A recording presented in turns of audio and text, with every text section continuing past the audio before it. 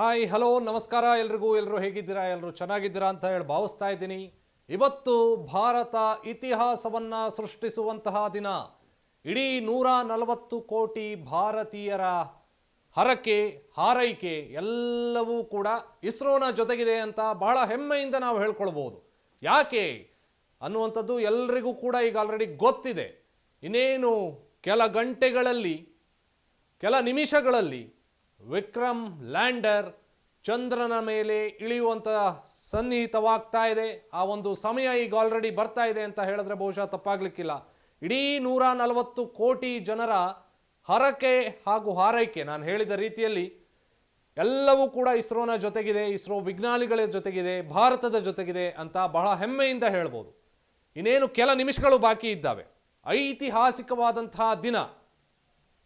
ಈ ಹಿಂದೆ ಚಂದ್ರಯಾನ 3 ಲಾಂಚ್ ಮಾಡಲಾಗಿತ್ತು. ಆಗಸ್ಟ್ 1ನೇ ತಾರೀಕು 2023ರಂದು ಭೂಕಕ್ಷೆಯಿಂದ ಚಂದ್ರನ ಕಡೆಗೆ ಈ ಒಂದು ಲ್ಯಾಂಡರ್ ಹೊರಟಂಥ ದಿನ ಅದು.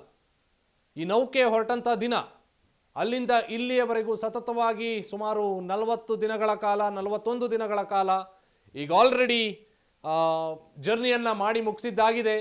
ಇನ್ನೇನು ಕೆಲ ನಿಮಿಷಗಳಷ್ಟೇ ಬಾಕಿ ಇದ್ದಾವೆ. ನಾವು ಎಲ್ಲರೂ ಕೂಡ ಕಾತರದಿಂದ ಕಾಯ್ತಾ ಇರುವಂತಹ ಆ ಒಂದು ಸಮಯ, ಆ ಒಂದು ಕಾಲಘಟ್ಟ ಇನ್ನೇನು ಕೆಲ ನಿಮಿಷಗಳಲ್ಲಿ ಬರುತ್ತೆ ಅಂತ ಹೇಳಿದ್ರೆ ಬಹುಶಃ ತಪ್ಪಾಗಲಿಕ್ಕಿಲ್ಲ. ಬಹುಶಃ ಬಹಳಷ್ಟು ಕಡೆ ಇಡೀ ಕರ್ನಾಟಕದಲ್ಲಿ ಮಾತ್ರವಲ್ಲದೆ ರಾಷ್ಟ್ರದಾದ್ಯಂತ ವಿವಿಧ ದೇವಾಲಯಗಳಲ್ಲಿ ವಿಶೇಷವಾದಂಥ ಪೂಜೆ ನಡೀತಾ ಇದೆ. ವಿವಿಧ ದೇವಾಲಯಗಳಲ್ಲಿ ವಿಶೇಷವಾದಂಥ ಪೂಜೆಯನ್ನು ಮಾಡಿಸ್ತಾ ಇದ್ದಾರೆ. ಎಲ್ಲ ನಾಯಕರುಗಳಿಗೂ ಹೋಗ್ತಾ ಇದ್ದಾರೆ. ವಿವಿಧ ಕಲಾಕೃತಿಗಳು ಮೂಡಿ ಬರ್ತಾ ಇದ್ದಾವೆ. ಈ ಎಲ್ಲ ಹಿನ್ನೆಲೆಯಲ್ಲಿ we should give a moral support to our ISRO scientists.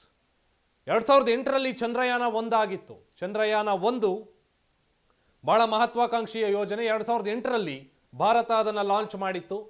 ಅದರಲ್ಲಿ ಸಿಕ್ಕಿದಂತಹ ಒಂದು ಔಟ್ಪುಟ್ ಏನು ಅಂತಂದರೆ ಚಂದ್ರನಲ್ಲಿ ನೀರಿದೆ ಅನ್ನುವಂತಹ ಒಂದು ವಿಚಾರ ಗೊತ್ತಾಗಿತ್ತು. ಚಂದ್ರಯಾನ 2 2019ರಲ್ಲಿ ಚಂದ್ರಯಾನ 2ರ ಆ ಒಂದು ಪ್ರಾಜೆಕ್ಟ್ ಆಲ್ಮೋಸ್ಟ್ ನಾವಿನ್ನೇನು ಲ್ಯಾಂಡ್ ಆಗ್ತಿದ್ದೀವಿ ಅನ್ನುವಂತಹ ಸಂದರ್ಭದಲ್ಲಿ ಅನಿವಾರ್ಯ ಕಾರಣಗಳಿಂದಾಗಿ, ತಾಂತ್ರಿಕ ಸಮಸ್ಯೆಗಳಿಂದಾಗಿ ಆ ಒಂದು ಲ್ಯಾಂಡರ್ ವಿಕ್ರಮ್ ಲ್ಯಾಂಡರ್ ಕ್ರ್ಯಾಶ್ ಆಗಿತ್ತು. ಸೊ ಅದರ ಹೊರತಾಗಿ ಇನ್ನೆಲ್ಲವೂ ಕೂಡ it was completely crystal clear. ಎಲ್ಲವೂ ಕೂಡ ನೀಟಾಗಿತ್ತು. ಟೆಕ್ನಾಲಜಿ ವೈಸ್ ಆಗಿರ್ಬೋದು, ಅದೇ ರೀತಿ ಬೇರೆ ಬೇರೆ ರೀತಿಯಾದಂಥ ಅಂದರೆ ಹೊರಮೈ ಆಗಿರುವಂಥದ್ದು ಅಥವಾ ಅದರ ಕಾನ್ಫಿಗರೇಷನ್ ಆಗಿರುವಂಥದ್ದು ಎಲ್ಲವೂ ಕೂಡ ಕ್ಲಿಯರ್ ಆಗಿತ್ತು. ಬಟ್ ಲಾಸ್ಟ್ ಮೂಮೆಂಟ್ನಲ್ಲಿ ಸ್ವಲ್ಪ ಮಟ್ಟಿಗಿನ ಟೆಕ್ನಿಕಲ್ ಪ್ರಾಬ್ಲಮ್ನಿಂದಾಗಿ ಚಂದ್ರಯಾನ 2ನ ಲ್ಯಾಂಡರ್ ವಿಕ್ರಮ್ ಕ್ರ್ಯಾಶ್ ಲ್ಯಾಂಡ್ ಆಗಿತ್ತು. ಸೊ ಅದರ ಇಂಪ್ರೂವೈಸ್ಡ್ ವರ್ಷನ್ ಆಗಿ ಚಂದ್ರಯಾನ 3 GSLV Mark 3 ರಾಕೆಟ್ನ ಮುಖಾಂತರವಾಗಿ ನಭಕ್ಕೆ ಹಾರಿಸಲಾಗಿತ್ತು. 41 ದಿನಗಳ ಕಾಲ ಸುದೀರ್ಘವಾದಂತಹ ಒಂದು ಜರ್ನಿಯನ್ನು ಮಾಡಿ ಇವತ್ತು ಸಂಜೆ 6:04 ಚಂದ್ರನ ಮೇಲೆ ಲ್ಯಾಂಡ್ ಆಗಲಿಕ್ಕಿದೆ ಅಂತ ಕೇಳುವಂಥ ವಿಚಾರ ಇದೆಯಲ್ಲ, ಎಲ್ರಿಗೂ ಕೂಡ ಮೈ ರೋಮಾಂಚನವಾಗುತ್ತೆ. ಆ ಕುರಿತಂತಹ ಒಂದು ಸ್ಪೆಷಲ್ ರಿಪೋರ್ಟ್ ಕೂಡ ಇಲ್ಲಿದೆ. ಏನದು ಸ್ಪೆಷಲ್ ರಿಪೋರ್ಟ್ ಅಂತ ನೋಡ್ಕೊಂಡು ಮತ್ತೆ ಮುಂದೆ ಮಾತಾಡ್ತಾ ಹೋಗೋಣ.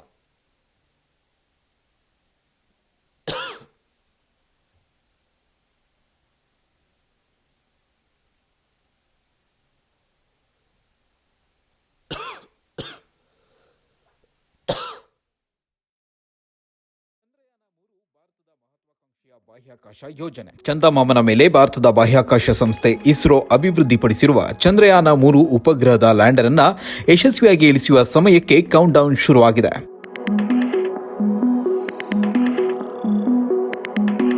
ಕೋಟ್ಯಂತರ ಭಾರತೀಯರು ಸೇರಿದಂತೆ ಜಗತ್ತಿನ ವಿಜ್ಞಾನ ಆಸಕ್ತರು ಕುತೂಹಲದಿಂದ ಆ ಕ್ಷಣಕ್ಕಾಗಿ ಕಾಯ್ತಿದ್ದಾರೆ. ಚಂದ್ರನ ಅಂಗಳದ ದಕ್ಷಿಣ ಧ್ರುವದಲ್ಲಿ ಭಾರತದ ಚಂದ್ರಯಾನ 3ರ ನೌಕೆಯ ಲ್ಯಾಂಡರ್ ಅನ್ನ ಯಶಸ್ವಿಯಾಗಿ ಇಳಿಸುವ ಮೂಲಕ ಇತಿಹಾಸ ಬರೆಯಲು ಭಾರತ ಮುಂದಾಗಿದೆ. ಹೀಗಾಗಿ ದೇಶದೆಲ್ಲೆಡೆ ಹೋಮ ಹವನ ಸೇರಿದಂತೆ ಪೂಜೆಯನ್ನ ನೆರವೇರಿಸಲಾಗ್ತಾ ಇದೆ.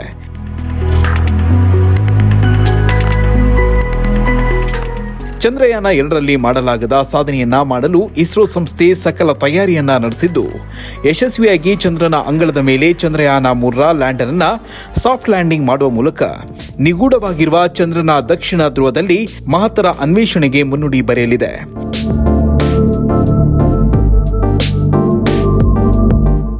2019 ಸೆಪ್ಟೆಂಬರ್ 6ರಂದು ಉಂಟಾಗಿದ್ದ ಆಘಾತ, ಸೋಲಿನ ನೋವು, ಹತಾಶೆಯ ನೆನಪು, ಆ ನೋವು ಮತ್ತೆ ಎದುರಾಗದಿರಲಿ ಎನ್ನುವುದು ಜನರ ಪ್ರಾರ್ಥನೆ. ಅದಕ್ಕಾಗಿ ವಿಜ್ಞಾನಿಗಳು ಮಾತ್ರವಲ್ಲ, ಜನಸಾಮಾನ್ಯರು ದೇವರ ಮೊರೆ ಹೋಗ್ತಿದ್ದಾರೆ.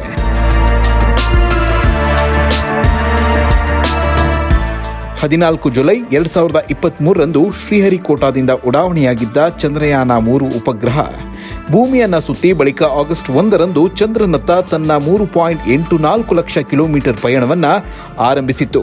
ಆಗಸ್ಟ್ 5ರಂದು ಚಂದ್ರಯಾನ ಉಪಗ್ರಹವು ಚಂದ್ರನ ಕಕ್ಷೆಗೆ ಪ್ರವೇಶಿಸಿತ್ತು.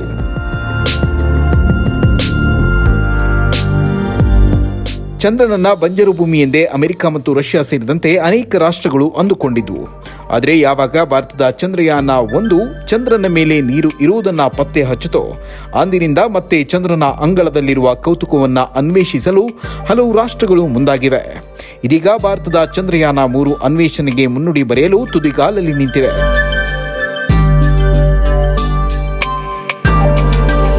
ಚಂದ್ರಯಾನ-2ರಲ್ಲಿ ಆದ ತಪ್ಪನ್ನ ಚಂದ್ರಯಾನ-3ರಲ್ಲಿ ಯಾವುದೇ ಕಾರಣಕ್ಕೂ ಆಗಲು ಸಾಧ್ಯವಿಲ್ಲ ಅಂತ ಈಗಾಗಲೇ ಇಸ್ರೋ ವಿಜ್ಞಾನಿಗಳು ಹೇಳಿದ್ದಾರೆ. ಲ್ಯಾಂಡರ್ ಚಂದ್ರನ ಅಂಗಳಕ್ಕೆ ಇಳಿಯುವ ಕೊನೆಯ 20 ನಿಮಿಷಗಳ ಅವಧಿಯನ್ನ ಟೆರರ್ ಟೈಮ್ ಅಂತ ಹೇಳಲಾಗುತ್ತೆ. ಅಂದರೆ ಲ್ಯಾಂಡರ್ ತನ್ನ ಸಾಮರ್ಥ್ಯವನ್ನೇ ಬಳಸಿಕೊಂಡು ಚಂದ್ರನ ಅಂಗಳದ ಮೇಲೆ ಇಳಿಯಬೇಕು. ಇದು ಅತ್ಯಂತ ಕಷ್ಟಕರ ಸನ್ನಿವೇಶ. ಗಂಟೆಗೆ 60,000 ಕಿಲೋಮೀಟರ್ ವೇಗದಲ್ಲಿ ಹೋಗುತ್ತಿರುವ ರೋವರ್ ಅನ್ನ ಶೂನ್ಯ ವೇಗಕ್ಕೆ ತರಿಸುವ ಪ್ರಕ್ರಿಯೆ ಸರಿಯಾಗಿ ನಡೆದರೆ ಚಂದ್ರಯಾನ-3 ಸಕ್ಸಸ್ ಅಂತಲೇ ಅರ್ಥ. ಹೀಗಾಗಿ ಇಡೀ ದೇಶದ ಚಿತ್ತ ಚಂದ್ರಯಾನದತ್ತ ನೆಟ್ಟಿದೆ.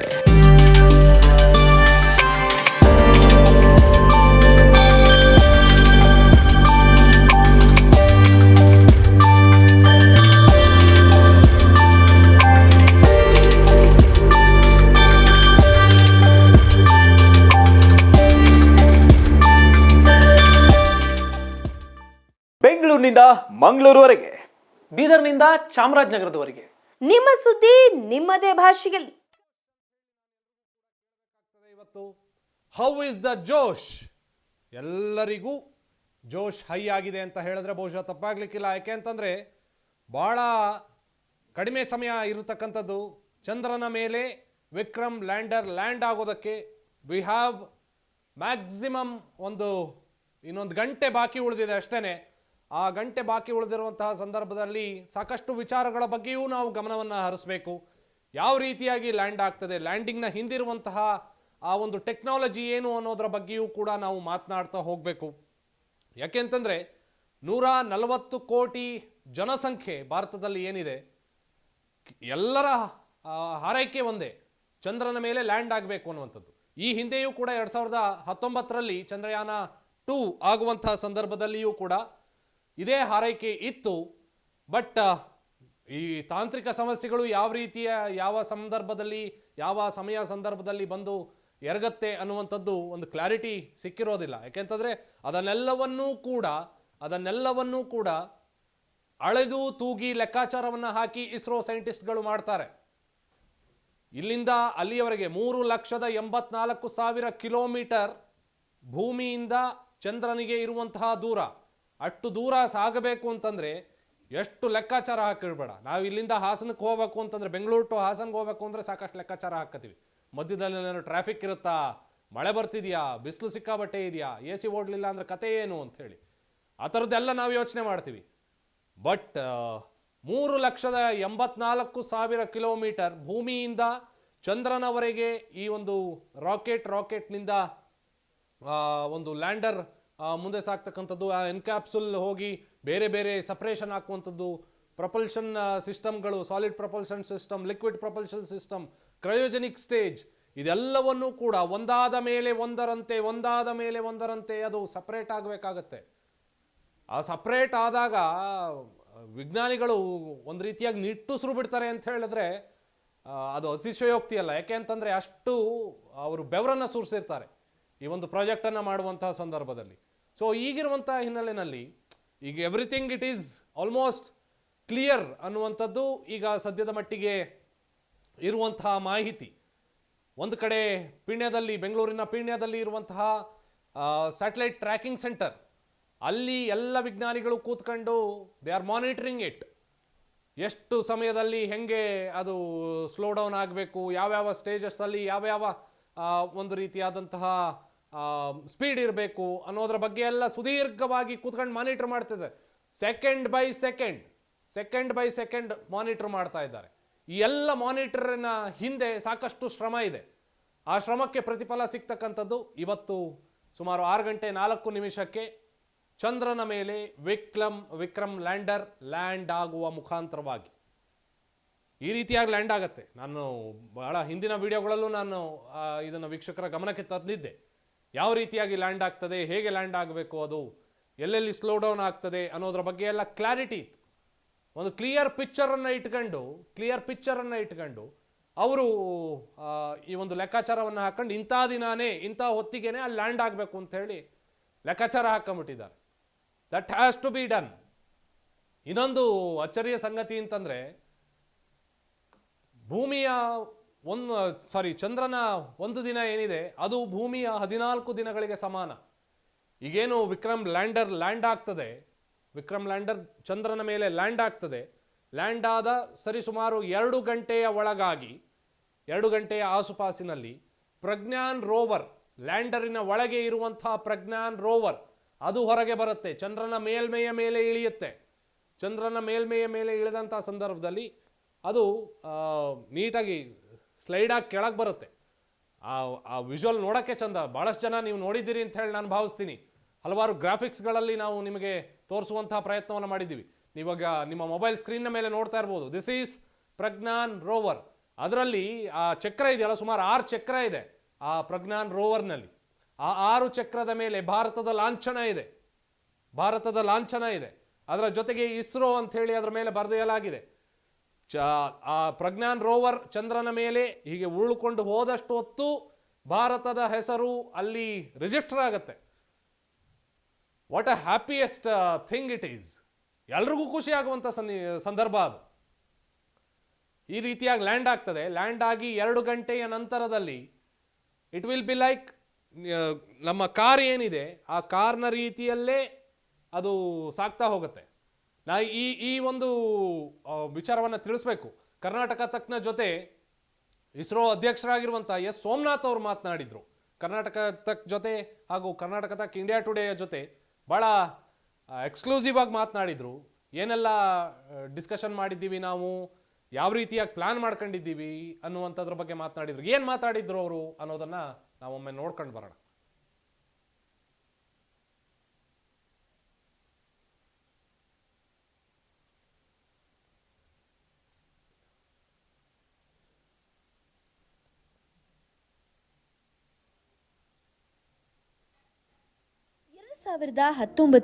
ಜುಲೈ 22ರಂದು ಕೈಗೊಳ್ಳಲಾಗಿದ್ದ ಚಂದ್ರಯಾನ-2 ಯೋಜನೆಯಲ್ಲಿದ್ದ ಲ್ಯಾಂಡರ್ ಚಂದ್ರನ ಅಂಗಳಕ್ಕೆ ಬಲವಾಗಿ ಅಪ್ಪಳಿಸಿದ ಕಾರಣ ಈ ಯೋಜನೆ ವಿಫಲಗೊಂಡಿತು.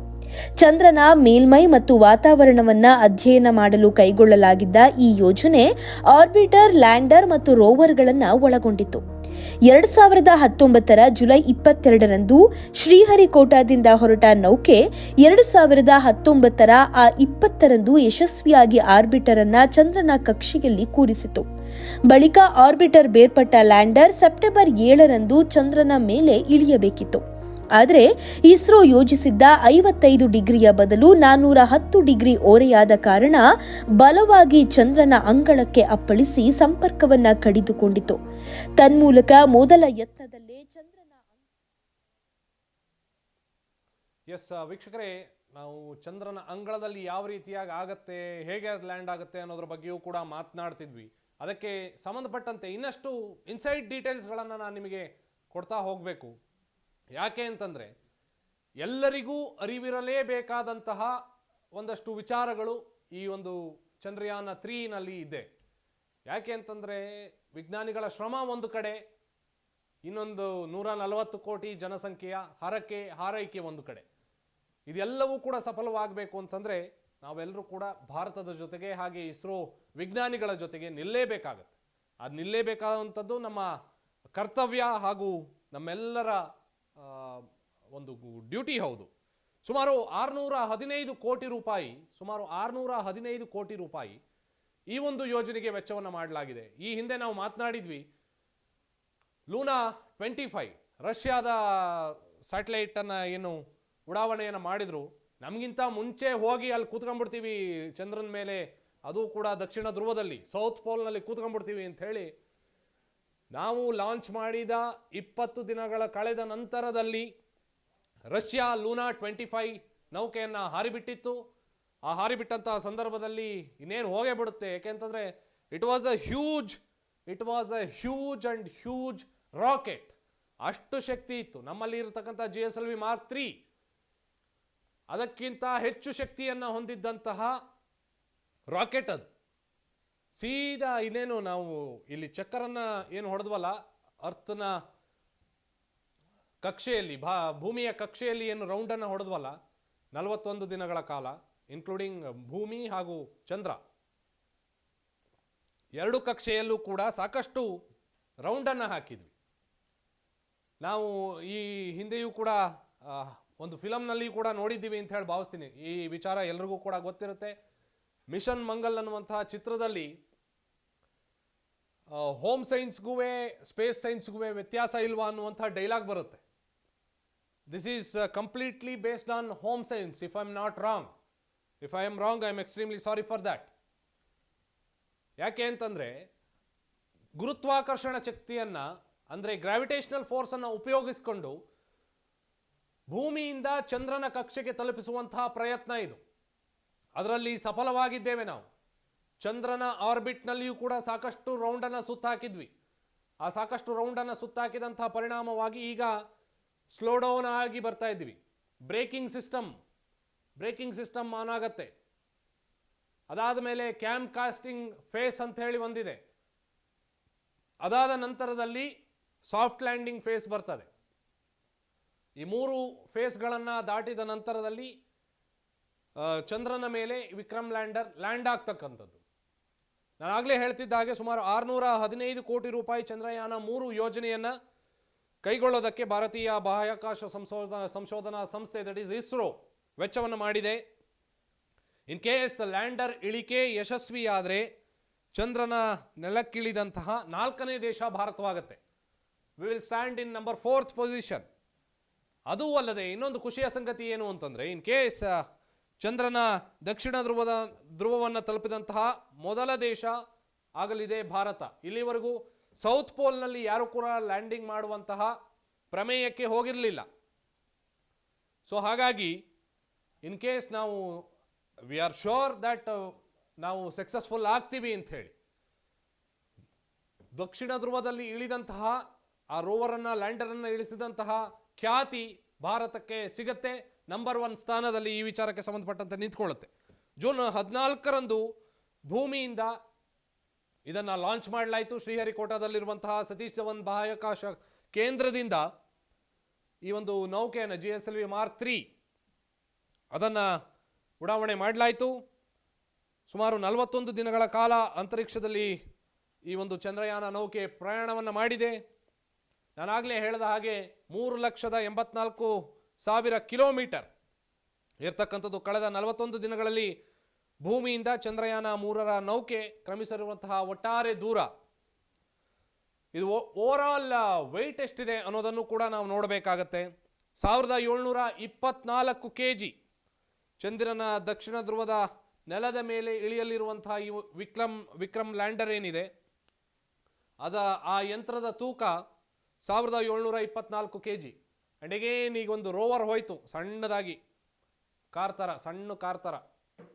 ಅದರ weight it is around 30 kg.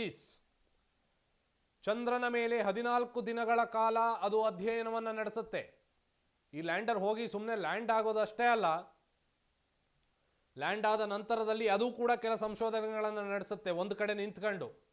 ಅದಾದ ನಂತರದಲ್ಲಿ ರೋವರ್ನಲ್ಲಿ 4 ಉಪಕರಣಗಳಿರುತ್ತೆ, ಬೇರೆ ಬೇರೆ ರೀತಿಯಾದಂತಹ ಅಧ್ಯಯನವನ್ನು ನಡೆಸುತ್ತೆ. Scientifically they will come out with so and so ಅಧ್ಯಯನಗಳು. ಇನ್ನು 5 ಉಪಕರಣಗಳು, ನಾನಾಗಲೇ ಹೇಳಿದ ಹಾಗೆ ಲ್ಯಾಂಡರ್ ಹಾಗೂ ರೋವರ್ನಲ್ಲಿ 5 ಉಪಕರಣಗಳನ್ನು ಬಳಸಿ 14 ದಿನಗಳ ಕಾಲ ಈ ಒಂದು ಅಧ್ಯಯನವನ್ನು ಚಂದ್ರನ ಮೇಲೆ ಮಾಡಲಾಗತ್ತೆ. ಸುಮಾರು 5 ಗಂಟೆ 47ಕ್ಕೆ ಅಂದರೆ ಇಂದು ಸಂಜೆ 5:47 ಚಂದ್ರನಿಂದ 30 ಕಿಲೋಮೀಟರ್ ಎತ್ತರದಿಂದ ವಿಕ್ರಮ್ ಲ್ಯಾಂಡರ್ ವೇಗವನ್ನು ತಗ್ಗಿಸಿ ಇಳಿಯುವ ಪ್ರಕ್ರಿಯೆ ಆರಂಭವಾಗತ್ತೆ. ಸಂಜೆ 5:58 ಅಂದರೆ 11 ನಿಮಿಷದಲ್ಲಿ 713 ಕಿಲೋಮೀಟರನ್ನು ಸಂಚಾರವನ್ನು ಮಾಡಿ ಚಂದ್ರನಿಂದ 7.4 ಕಿಲೋಮೀಟರ್ ಎತ್ತರಕ್ಕೆ ವಿಕ್ರಮ್ ಲ್ಯಾಂಡರ್ ತಲುಪುತ್ತಂತೆ. ಸಂಜೆ 5:59 ಅಡ್ಡಲಾಗಿ ಅಂದರೆ ಅಡ್ಡಡ್ಡ ಸಾಗ್ತಾ ಇದ್ದಂತಹ ಲ್ಯಾಂಡರ್ ಅದರ 12 ಇಂಜಿನ್ಗಳನ್ನು ಬಳಸಿ ನೇರವಾಗಿ ಸಾಗಿಸುವಂತಹ ಪ್ರಕ್ರಿಯೆಗೆ ಅದು ಆರಂಭವಾಗುತ್ತೆ, ಶುರುವನ್ನು ಮಾಡಲಾಗತ್ತೆ. ಇನ್ನು ಸಂಜೆ 6:02 ನೇರವಾಗಿ ಲ್ಯಾಂಡರ್ನಿಂದ ಚಂದ್ರನತ್ತ 1 ಕಿಲೋಮೀಟರ್ನಷ್ಟು ಎತ್ತರಕ್ಕೆ ತಲುಪಿ ಅಂತಿಮ ಲ್ಯಾಂಡ್ ಆಗೋದಕ್ಕೆ ಸಿದ್ಧತೆಯನ್ನು ಮಾಡಿಕೊಳ್ಳಲಾಗತ್ತೆ. ಸಂಜೆ 6:03 150 ಮೀಟರ್ನಷ್ಟು ಸನಿಹಕ್ಕೆ ಬಂದು ಅಂದರೆ ಹತ್ತಿರಕ್ಕೆ ಬಂದು ಚಂದ್ರನ ಹತ್ತಿರಕ್ಕೆ ಬಂದು ಕ್ಯಾಮ್ರಾ ಹಾಗೂ ಸೆನ್ಸಾರ್ಗಳ ಮೂಲಕ ಲ್ಯಾಂಡಿಂಗ್ ಸ್ಥಳವನ್ನು ಲ್ಯಾಂಡರ್ ಪರಿಶೀಲನೆಯನ್ನು ನಡೆಸುತ್ತೆ.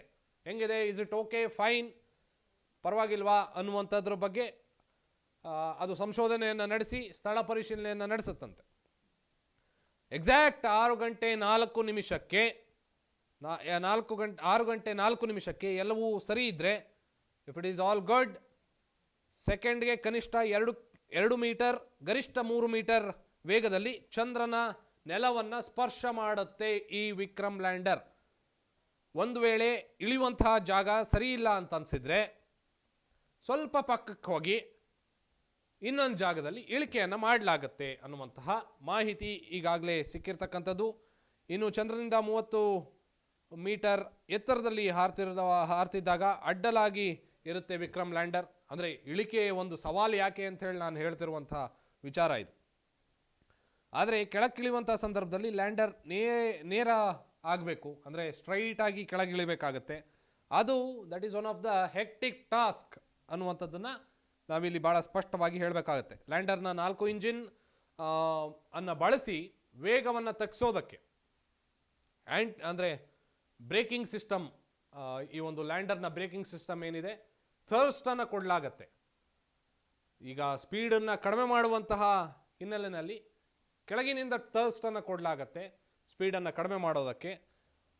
4 ಇಂಜಿನ್ಗಳನ್ನು ಬಳಸಿ ಈ ವೇಗವನ್ನು ತಗ್ಗಿಸಲಾಗುತ್ತೆ. ಅದೇ ರೀತಿ ಇತರೆ 8 ಇಂಜಿನ್ಗಳನ್ನು ಬಳಸಿ ದಿಕ್ಕನ್ನು ಬದಲಾಯಿಸುವಂಥ ಪ್ರಕ್ರಿಯೆಗೆ ಚಾಲನೆಯನ್ನು ನೀಡಲಾಗತ್ತೆ. ಇಂಧನ ಬಳಕೆ, ದೂರದ ಲೆಕ್ಕಾಚಾರ, ಎಲ್ಲ ಉಪಕರಣಗಳ ಸುಸ್ಥಿತಿ ಪಕ್ಕಾ ಆಗಿರಬೇಕು. ಸುಮ್ಮನೆ ಇಳಿಸಿ ತಲೆನೋವಾಗಬಾರ್ದು. ಒಂದು ರೀತಿಯಾದಂತಹ ಬ್ರೇಕಿಂಗ್, 2 ರೀತಿಯ ಬ್ರೇಕಿಂಗ್ ಹಾಗೂ ಲ್ಯಾಂಡಿಂಗ್ ಸ್ಥಳ ಪರಿಶೀಲನೆ ಬಳಿಕ ಅಂತಿಮವಾಗಿ ನೆಲಕ್ಕೆ ಇಳಿಯುತ್ತೆ, ಚಂದ್ರನ ಮೇಲ್ಮೆಯ ಮೇಲೆ ಇಳಿಕೆಯನ್ನು ಮಾಡುತ್ತೆ. ಯಾವುದೇ ಹಂತದಲ್ಲೂ ಕೂಡ ತುಸು ವ್ಯತ್ಯಾಸ ಉಂಟಾದರೂ ಕೂಡ ಲ್ಯಾಂಡಿಂಗ್ ಪ್ರಕ್ರಿಯೆ ಸ್ವಲ್ಪ ಚೇಂಜಸ್ ಆಗುತ್ತೆ ಅನ್ನುವಂತಹ ಮಾಹಿತಿ ಇದೆ. ಹಾಗಾಗಿಯೇ ಈ ಪ್ರಕ್ರಿಯೆಯನ್ನು ಇಸ್ರೋ ಆತಂಕದ 17 ನಿಮಿಷ ಅಂಥೇಳಿ ಬಣ್ಣಿಸಿದ್ದಾರೆ. 7 ಮಿನಿಟ್ಸ್ ಟೆರರ್ ಅಂಥೇಳಿ ಅದನ್ನು ಬಣ್ಣಿಸಲಾಗಿದೆ. ಬಟ್ ಇಸ್ರೋ ಅಧ್ಯಕ್ಷರಾಗಿರುವಂಥ ಸೋಮನಾಥನ್ ಅವರು ಹೇಳುವ ಹಾಗೆ, ಇಫ್ ಇನ್ ಕೇಸ್ ಏನೇ ಆದರೂ ಕೂಡ ಸೆನ್ಸಾರ್ಗಳು ಕೈ ಕೊಡಲಿ ಅಥವಾ ಬೇರೆ ಇಂಜಿನ್ಗಳು ಕೈ ಕೊಡಲಿ, ಏನು ಕೈ ಕೊಟ್ಟರು ಕೂಡ ಆರಾಮಾಗಿ ನಾವು ಲ್ಯಾಂಡಿಂಗ್ ಮಾಡ್ತೀವಿ ಅನ್ನುವಂತಹ ಆಲೋಚನೆ ಇಸ್ರೋನಲ್ಲಿ ಇದೆ. It is well and good, ಭಾಳ ಖುಷಿಯ ಸಂಗತಿ ಅಂಥೇಳಿ ಹೇಳಬಹುದು. ಇನ್ನು ಇನ್ ಕೇಸ್ ಇವತ್ತೇನಾದರೂ ಲ್ಯಾಂಡಿಂಗ್ ಆಗಲಿಲ್ಲ ಅಂತಂದರೆ ಆಗಸ್ಟ್ 27 ಮರುಯತ್ನವನ್ನು ಮಾಡಲಾಗತ್ತೆ. ಒಂದು ವೇಳೆ ಅನಿರೀಕ್ಷಿತ ಕಾರಣದಿಂದಾಗಿ ಬುಧವಾರ ಅಂದರೆ ಇವತ್ತು ಸಂಜೆ ಚಂದ್ರನ ಮೇಲೆ ಇಳಿಯುವಂತಹ ಪ್ರಕ್ರಿಯೆ ನಡೆಸಲು ಸಾಧ್ಯವಾಗದಿದ್ದರೆ ಆಗಸ್ಟ್ 27 ಭಾನುವಾರ ಮತ್ತೆ ಮರುಯತ್ನವನ್ನು ನಡೆಸೋದಕ್ಕೆ ದಿನಾಂಕ ನಿಗದಿಪಡಿಸಲಾಗಿದೆ ಅಂಥೇಳಿ ಇಸ್ರೋ ಅಧ್ಯಕ್ಷರಾಗಿರುವಂತಹ ಸೋಮನಾಥ್ ಅವರು ಇದನ್ನು ಸ್ಪಷ್ಟವನ್ನು ಪಡಿಸಿದ್ದಾರೆ. ನಾನಾಗಲೇ ಹೇಳ್ತಿದ್ದ ಹಾಗೆ ಕೋಟ್ಯಾಂತರ ಭಾರತೀಯ ಜನರು ಅವರ ಹಾರೈಕೆಗಳೊಂದಿಗೆ ವಿಕ್ರಮ್ ಲ್ಯಾಂಡರ್ ಯಶಸ್ವಿಯಾಗಿ ಚಂದ್ರನ ಮೇಲೆ ಇಳಿಲಿ ಅಂಥೇಳಿ ಪ್ರಾರ್ಥನೆಯನ್ನು ಮಾಡ್ತಿದ್ದಾರೆ. ವಿವಿಧ ದೇಗುಲಗಳಲ್ಲಿ ಪೂಜೆ, ವಿಶೇಷವಾದಂಥ ಪೂಜೆ, ದರ್ಗಾಗಳಲ್ಲಿ ವಿಶೇಷವಾದಂಥ ಪೂಜೆ, ಚರ್ಚ್ಗಳಲ್ಲಿ ವಿಶೇಷವಾದಂಥ ಪೂಜೆ, ಇದೆಲ್ಲವನ್ನು ಮಾಡ್ತಿದ್ದಾರೆ. ಹೋಮ ಹವನ ಕೂಡ ನಡೆದಿದೆ. ಸೊ ಹೀಗಿರುವಂಥ ಸಂದರ್ಭದಲ್ಲಿ ಪ್ರಧಾನಮಂತ್ರಿ ನರೇಂದ್ರ ಮೋದಿ ಅವರು ಚಂದ್ರಯಾನ 2ರ ಸಂದರ್ಭದಲ್ಲಿ ಅವರು ಬೆಂಗಳೂರಿನಲ್ಲಿ ಆಗಮಿಸಿದರು. ಲ್ಯಾಂಡಿಂಗ್ ಸಂದರ್ಭದಲ್ಲಿ ಈಗ 15ನೇ ಬ್ರಿಕ್ಸ್ನ ಶೃಂಗಕ್ಕಾಗಿ ದಕ್ಷಿಣ ಆಫ್ರಿಕಾಗೆ ತೆರಳಿರುವಂತಹ ಪ್ರಧಾನಿ ನರೇಂದ್ರ ಮೋದಿ ಅವರು ಸಾಫ್ಟ್ ಲ್ಯಾಂಡಿಂಗ್ನ ಐತಿಹಾಸಿಕ ಕ್ಷಣದಲ್ಲಿ ವಿಡಿಯೋ ಕಾನ್ಫರೆನ್ಸ್ನ ಮೂಲಕ ಭಾಗಿಯಾಗಲಿದ್ದಾರೆ ಅನ್ನುವಂತಹ ಮಾಹಿತಿ ಸದ್ಯಕ್ಕೆ ಸಿಕ್ಕಿದೆ. ಇನ್ನು ಇನ್ನೊಂದು ವಿಚಾರವನ್ನು ನಾನು ವೀಕ್ಷಕರ ಗಮನಕ್ಕೆ ತರಬೇಕು. ನಮ್ಮ ಪ್ರತಿನಿಧಿ ಸಗಾಯ್ರಾಜ್ ಈ ಚಂದ್ರನ ಅಂಗಳದ ಮೇಲೆ ಯಾವ ರೀತಿಯಾಗಿ ಲ್ಯಾಂಡ್ ಆಗತ್ತೆ, ಅದು ಲ್ಯಾಂಡಿಂಗ್ ಪ್ರೊಸೀಜರ್ ಯಾವ ರೀತಿಯಾಗಿರುತ್ತೆ, ಅದು ಏನು ಪ್ರಕ್ರಿಯೆ, ಅದೆಲ್ಲದರ ಬಗ್ಗೆಯೂ ಕೂಡ ಮಾತನಾಡಿದ್ದಾರೆ. ನಾವು ಆ ದೃಶ್ಯಗಳಲ್ಲಿ ನೋಡ್ತಾ ಇದ್ದೀವಿ. ವಿವಿಧ 14 ಜುಲೈ 2023ರಂದು ಶ್ರೀಹರಿಕೋಟಾದಿಂದ ಉಡಾವಣೆಯಾಗಿದ್ದ ಈ ಒಂದು ಪೂಜಾ ಕಾರ್ಯಕ್ರಮ ಕೂಡ ನಡೀತು. ಎಲ್ಲ ಸೂಕ್ತವಾಗಿ ಅನುಕೂಲವಾಗುವಂತಹ ರೀತಿಯಲ್ಲಿ ವಿಕ್ರಮ್ ಲ್ಯಾಂಡರಿಗೆ ಇರಲಿ ಅನ್ನುವಂತಹ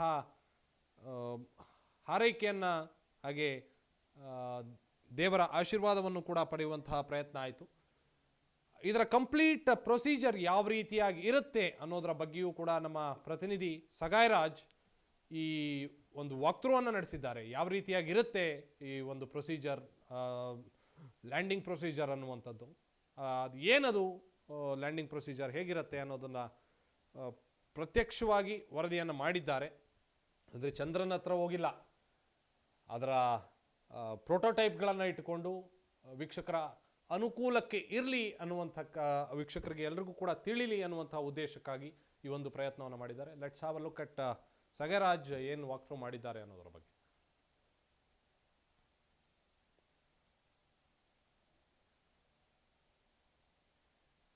ನಮಸ್ಕಾರ ಕರ್ನಾಟಕ ತಕ್ ವೀಕ್ಷಕರೇ, ನಾಳೆ ಇಡೀ ದೇಶನೇ ಚಂದ್ರಯಾನ್ ಲ್ಯಾಂಡಿಂಗ್ ಬಗ್ಗೆ ಚರ್ಚೆ ಮಾಡ್ತಾರೆ. ಎಲ್ಲರೂ ಕೂಡ ಕುತೂಹಲದಿಂದ ಕಾಯ್ತಿದ್ದಾರೆ ಹೇಗೆ ಇಸ್ರೋ ಚಂದ್ರಯಾನ್ 3ನ ಸಕ್ಸಸ್ ಮಾಡುತ್ತೆ ಅಂತ. ನಾವು ಇವತ್ತು ಪ್ಲಾನೆಟೋರಿಯಮಲ್ಲಿ ಇದ್ದೀವಿ ಹಾಗೂ ನಿಮಗೆ ಬಹುಶಃ ಈಸಿ ಲ್ಯಾಂಗ್ವೇಜ್, ಸಿಂಪಲ್ ಲ್ಯಾಂಗ್ವೇಜಲ್ಲಿ ಹೇಗೆ ಚಂದ್ರಯಾನ್ 3 ಲ್ಯಾಂಡಿಂಗ್ ಆಗುತ್ತೆ ಚಂದ್ರನ ಸರ್ಫೇಸ್ ಮೇಲೆ ಅಂತ ಎಕ್ಸ್ಪ್ಲೇನ್ ಮಾಡೋಕ್ಕೆ ಇಲ್ಲಿ ಬಂದಿದ್ದೀವಿ. ಇಲ್ಲೂ ಕೂಡ ಒಂದು ಸೆಟ್ ಥರ ಹಾಕಿದ್ದಾರೆ. ಇಲ್ಲಿ ನೋಡ್ಬೋದು, ಇದು ಚಂದ್ರನ ಸರ್ಫೇಸ್ ಥರ ಇದೆ. ಇಲ್ಲಿ ನೋಡ್ಬೋದು, ಇದು ಲ್ಯಾಂಡರು, ರೋವರು ಹಾಗೂ ಪ್ರೊಪಲ್ಯೂಷನ್ ಮಾಡಲು. ಇದೆಲ್ಲ ಹೇಗೆ ಕೆಲಸ ಮಾಡ್ತಿದೆ, ಹೇಗೆ ನಾಳೆ ಲ್ಯಾಂಡ್ ಆಗುತ್ತೆ ಅನ್ನೋದೇ ನಿಮಗೆ ನಾನು ಇವಾಗ ಎಕ್ಸ್ಪ್ಲೇನ್ ಮಾಡ್ತಾ ಇದ್ದೀನಿ. ನಿಮ್ಗೆ ಆಲ್ರೆಡಿ ಗೊತ್ತಿದೆ, LVM ಇಂದ ರಾಕೆಟ್ ಮೂಲಕ ಇದೆಲ್ಲವೂ ಕೂಡ ಲಾಂಚ್ ಮಾಡಿದ್ದಾರೆ. ಇದು ನಮ್ಮ ಆರ್ಬಿಟಲ್ಲಿ ಇತ್ತು ಹಾಗೂ ಆರ್ಬಿಟರಲ್ಲಿ ನಮ್ಮದು ಆಲ್ರೆಡಿ ಆರ್ಬಿಟರ್ ಇತ್ತು. ಯಾಕಂದರೆ ಚಂದ್ರಯಾನ್ 2ನಲ್ಲಿ ಬರೀ ಲ್ಯಾಂಡರ್ ಮಾತ್ರ ಕ್ರ್ಯಾಶ್ ಆಗಿರೋದು, ಆದರೆ ಆರ್ಬಿಟರ್ ಇನ್ನೂ ಕೂಡ ಕೆಲಸ ಮಾಡ್ತಾ ಇತ್ತು. ಅದರಿಂದನೇ ನಾವು ಬರೀ ಪ್ರೊಪಲ್ಯೂಷನ್ ಮಾಡೆಲ್, ಲ್ಯಾಂಡರ್ ಒಳಗಡೆ ರೋವರ್ನ ಈ ಸತಿ ರಾಕೆಟಲ್ಲಿ ಕಳಿಸಿದ್ದೀವಿ.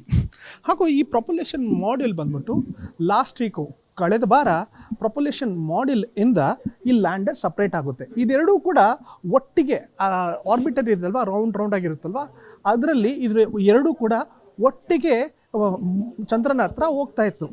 ಆದರೆ ಇದು ಲಾಸ್ಟ್ ವೀಕ್ ಬಂದು ಸಪ್ರೇಟ್ ಆಗಿ ಈಗ ಲ್ಯಾಂಡರ್ ಬಂದು ಹತ್ರ ಹೋಗ್ತಾ ಇದೆ, ಚಂದ್ರನ ಹತ್ರ. ಸೊ ಅದರಿಂದನೇ ಇದನ್ನ ಸಪ್ರೇಟ್ ಮಾಡಿ ಇಲ್ಲಿ ತೋರಿಸಿದ್ದಾರೆ. ಇದನ್ನು ಪಾಪ್ಯುಲೇಷನ್ ಮಾಡ್ಯೂಲ್ ಅಂತಾರೆ, ಇದು ಬಂದು ಲ್ಯಾಂಡರ್. ಇವಾಗ ಲ್ಯಾಂಡಿಂಗ್ ಮಾಡೋಕ್ಕೆ 4 ವಿಧವಾದ ಫೇಸಸ್ ಇದೆ. ಯಾವುದು ಅದು 4 ವಿಧವಾದ ಫೇಸಸ್? ಸೊ 4 ವಿಧದ ಫಸ್ಟ್ ಫೇಸ್ ಬಂದು ರಫ್ ಬ್ರೇಕಿಂಗು, ಸೆಕೆಂಡ್ ಫೇಸ್ ಬಂದ್ಬಿಟ್ಟು ಆಲ್ಟಿಟ್ಯೂಡ್ ಹೋಲ್ಡಿಂಗ್, ಹಾಗೂ 3ನೇ ಫೇಸಿಂಗ್ ಬಂದು ಫೈನ್ ಬ್ರೇಕಿಂಗ್, 4ನೇ ಪ್ಲೇಸ್ ಬಂದು ಟಚ್ ಡೌನ್ ಫೇಸ್. ಸೊ ಇದು 4 ಫೇಸಸ್ಗಳು ಇರುತ್ತೆ. ಆದರೆ ಚಂದ್ರಯಾನ್ 2 ಹಾಗೂ ಚಂದ್ರಯಾನ್ 3ನ ವ್ಯತ್ಯಾಸಗಳೇನು? ಇಲ್ಲಿ ನೋಡಿ, ಇದು ಲ್ಯಾಂಡರು. ಇದರಲ್ಲಿ ಲಾಸ್ಟ್ ಟೈಮು ಥ್ರೋಟಬಲ್ ಮೋಟರ್ಸು ಕಡಿಮೆ ಇತ್ತು, ಆದರೆ ಈ ಸತಿ 4 ಥ್ರೋಟಬಲ್ ಮೋಟರ್ಸ್ ಹಾಗೂ ಇದರಲ್ಲಿ 800 ನ್ಯೂಟನ್ ಪವರ್ ಇರುತ್ತೆ. ಸೊ ಅದರಿಂದ ಏನಾಗುತ್ತೆ, ಅದು ಈ ಲ್ಯಾಂಡರನ್ನು ನಿಮಗೆ ಚಂದ್ರನ ಸರ್ಫೇಸ್ ಹತ್ರ ತೆಗೆದುಕೊಂಡು ಹೋಗೋಕ್ಕೆ ಸಹಾಯ ಮಾಡುತ್ತೆ. ಆದ್ದರಿಂದ ಫಸ್ಟ್ ಸ್ಟೇಜಲ್ಲಿ ಏನು ಮಾಡುತ್ತೆ, ರಫ್ ಬ್ರೇಕಿಂಗ್ ಅಂದರೆ ಏನು? ವೆಲಾಸಿಟಿನ ಕಡಿಮೆ ಮಾಡೋದು. ವೆಲಾಸಿಟಿ ಅಂದರೆ ಏನು? ಸ್ಪೀಡ್. ನಿಮ್ಮ ಸ್ಪೀಡ್ನ ಕಂಟ್ರೋಲ್ ಮಾಡೋದು. ಯಾಕಂದರೆ ಇದು ಬಹಳಷ್ಟು ಸ್ಪೀಡಿಂದ ಚಂದ್ರನ ಹತ್ರ ಹೋಗ್ತಾ ಇದೆ. ಅದನ್ನು ಹೇಗೆ ಕಡಿಮೆ ಮಾಡೋದು? ಅದು ಫಸ್ಟ್ ಸ್ಟೇಜಲ್ಲಿ ಅರೌಂಡ್ 7.4 ಕಿಲೋಮೀಟರ್ವರೆಗೆ, ಸೊ 30 ಕಿಲೋಮೀಟರ್ ದೂರ ಇದ್ದಾಗ 7.4 ಕಿಲೋಮೀಟರ್ವರೆಗೆ ಹತ್ರ ಹೋಗೋ ಥರ ಸ್ಪೀಡ್ನ ಕಡಿಮೆ ಮಾಡ್ತಾರೆ. ಅದೇ ರೀತಿ ಸೆಕೆಂಡ್ ಫೇಸ್ ಏನಂದರೆ ಹಾರಿಸಾಂಟಲ್ ಇಂದ ವರ್ಟಿಕಲ್ಗೆ ಚೇಂಜ್ ಮಾಡೋದು. ಇವಾಗ ನೀವು ಏನು ನೋಡ್ತಿದ್ದೀರಾ, ಈ ಲ್ಯಾಂಡರ್ ಲ್ಯಾಂಡ್ ಆಗಿರೋ ಥರ ಇಲ್ಲಿ ಇಟ್ಟಿದ್ದಾರೆ. ಆದರೆ ಲ್ಯಾಂಡರ್ ಹೀಗೆ ರೊಟೇಟ್ ಆಗ್ತಾ ಇರುತ್ತೆ ಆರ್ಬಿಟ್ರಲ್ಲಿ. ಇದು ಹೇಗಿರುತ್ತೆ? ಇದು ಬಂದು ಹಾರಿಸಾಂಟಲ್. ಇದನ್ನ ಲ್ಯಾಂಡ್ ಆಗೋಕ್ಕೆ ಮುಂಚೆ ವರ್ಟಿಕಲ್ ಆಗಿ ಟರ್ನ್ ಮಾಡಬೇಕು. ವರ್ಟಿಕಲ್ ಅಂದರೆ ಹೀಗೆ ಈ ಥರ ಟರ್ನ್ ಮಾಡಿದ್ರೆ ನೀವು ನೋಡ್ಬೋದು ಲ್ಯಾಂಡರ್ಗೆ ಕೆಳಗಡೆ ಸ್ಟ್ಯಾಂಡ್ ಎಲ್ಲ ಕೊಟ್ಟಿದ್ದಾರೆ. ಸೊ ಈ ಸ್ಟ್ಯಾಂಡು ಹೀಗೆ ಕೂತ್ಕೊಳ್ಳುತ್ತೆ. ಇದನ್ನ ಸೆಕೆಂಡ್ ಫೇಸ್ ಅಂತಾರೆ. ಹಾರಿಸಾಂಟಲ್ ಇಂದ ವರ್ಟಿಕಲ್ಗೆ ಚೇಂಜ್ ಮಾಡೋದನ್ನ ಆಲ್ಟಿಟ್ಯೂಡ್ ಹೋಲ್ಡಿಂಗ್ ಅಂತ ಹೇಳ್ತಾರೆ. ಅದು ಬಂದು ಸೆಕೆಂಡ್ ಫೇಸ್. ಥರ್ಡ್ ಫೇಸ್ ಏನಾಗುತ್ತೆ ಅಂದರೆ ಫೈನ್ ಬ್ರೇಕಿಂಗ್. ಯಾಕಂದರೆ ಒಂದು ಗ್ರಾವಿಟೇಷನಲ್ ಫೋರ್ಸ್ ಏನಿರುತ್ತೆ ಚಂದ್ರನ ಮೇಲೆ, ಈ ಸರ್ಫೇಸ್ ಮೇಲೆ ಯಾವುದೊಂದು ಗ್ರಾವಿಟೇಷನ್ ಫೋರ್ಸ್ ಇದೆ, ಅದು ಈ ಚಂದ್ರನನ್ನು, ಈ ಲ್ಯಾಂಡರ್ನ ತುಂಬ ಬೇಗದಿಂದ ಕೆಳಗಡೆ ಎಳೆಯುತ್ತೆ. ಅದನ್ನು ವೆಲಾಸಿಟಿ ಕಮ್ಮಿ ಮಾಡಬೇಕು.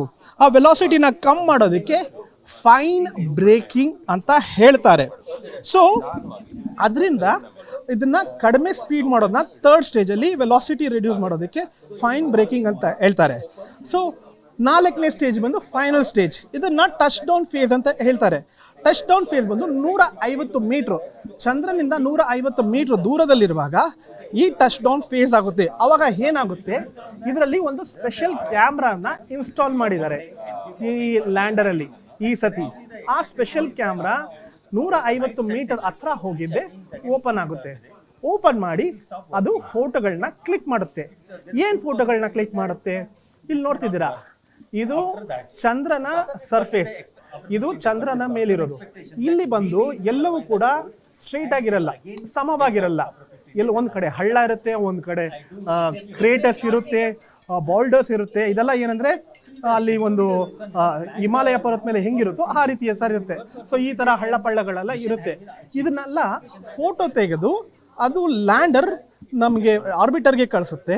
ಹಾಗೆ ಸೈಂಟಿಸ್ಟ್ಗಳು ನೋಡ್ತಾರೆ ಯಾವುದು ಸೇಫ್ ಜಾಗ ಲ್ಯಾಂಡ್ ಮಾಡೋಕ್ಕೆ. ಈ ಥರ ಎಲ್ಲ ಇದ್ದರೆ ಇಲ್ಲಿ ಲ್ಯಾಂಡ್ ಮಾಡೋಕ್ಕೆ ಆಗಲ್ಲ.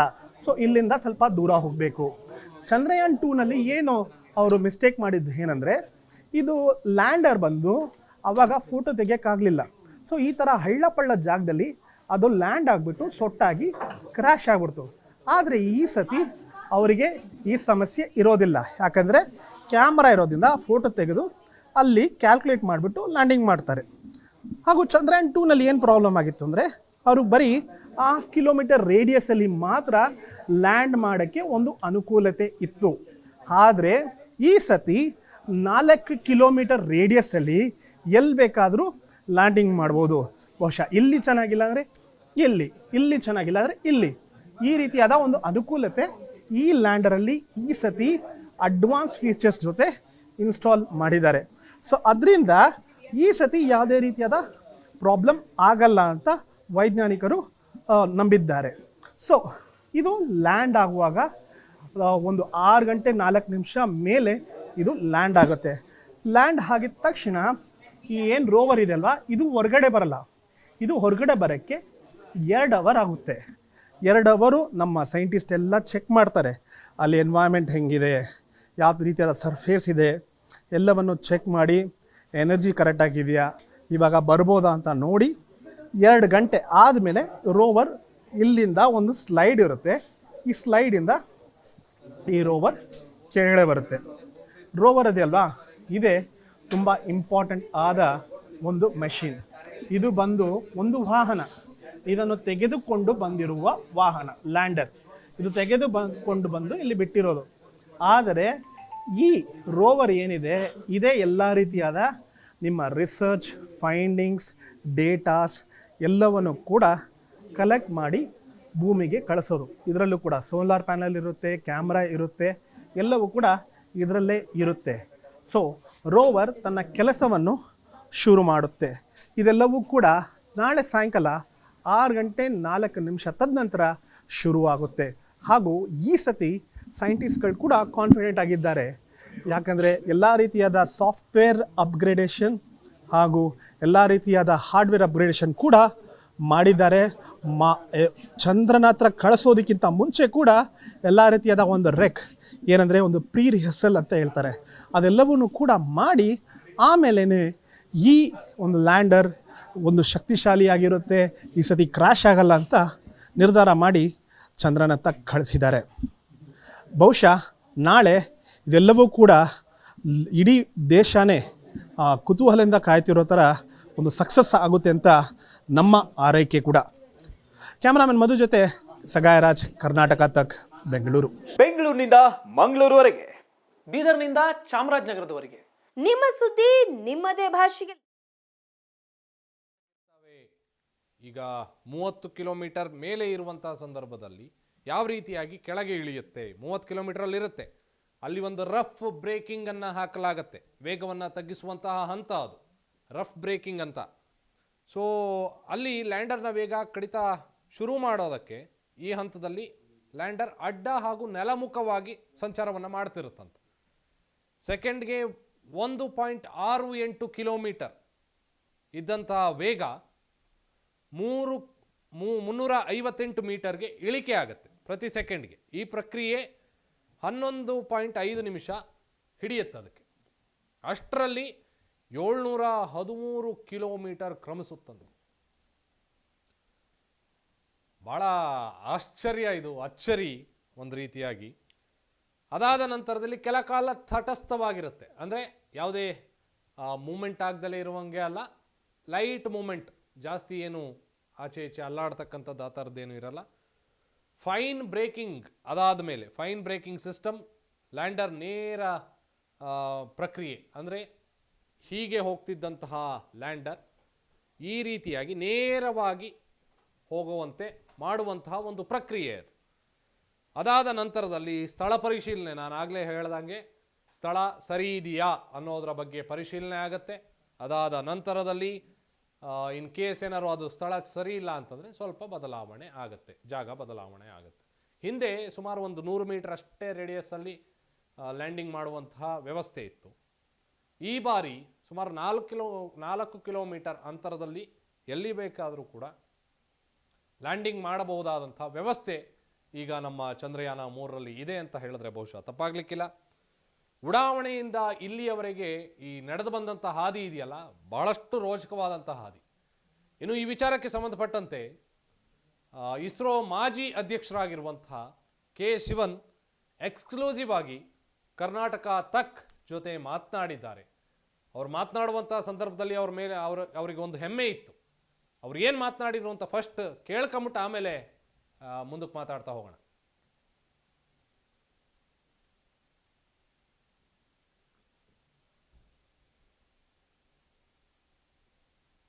ಮಾತ್ರ ಬಾಕಿ ಇದೆ ನಮ್ಮ ಲ್ಯಾಂಡರು ಚಂದ್ರ ಮೇಲೆ ಲ್ಯಾಂಡ್ ಆಗಕ್ಕೆ.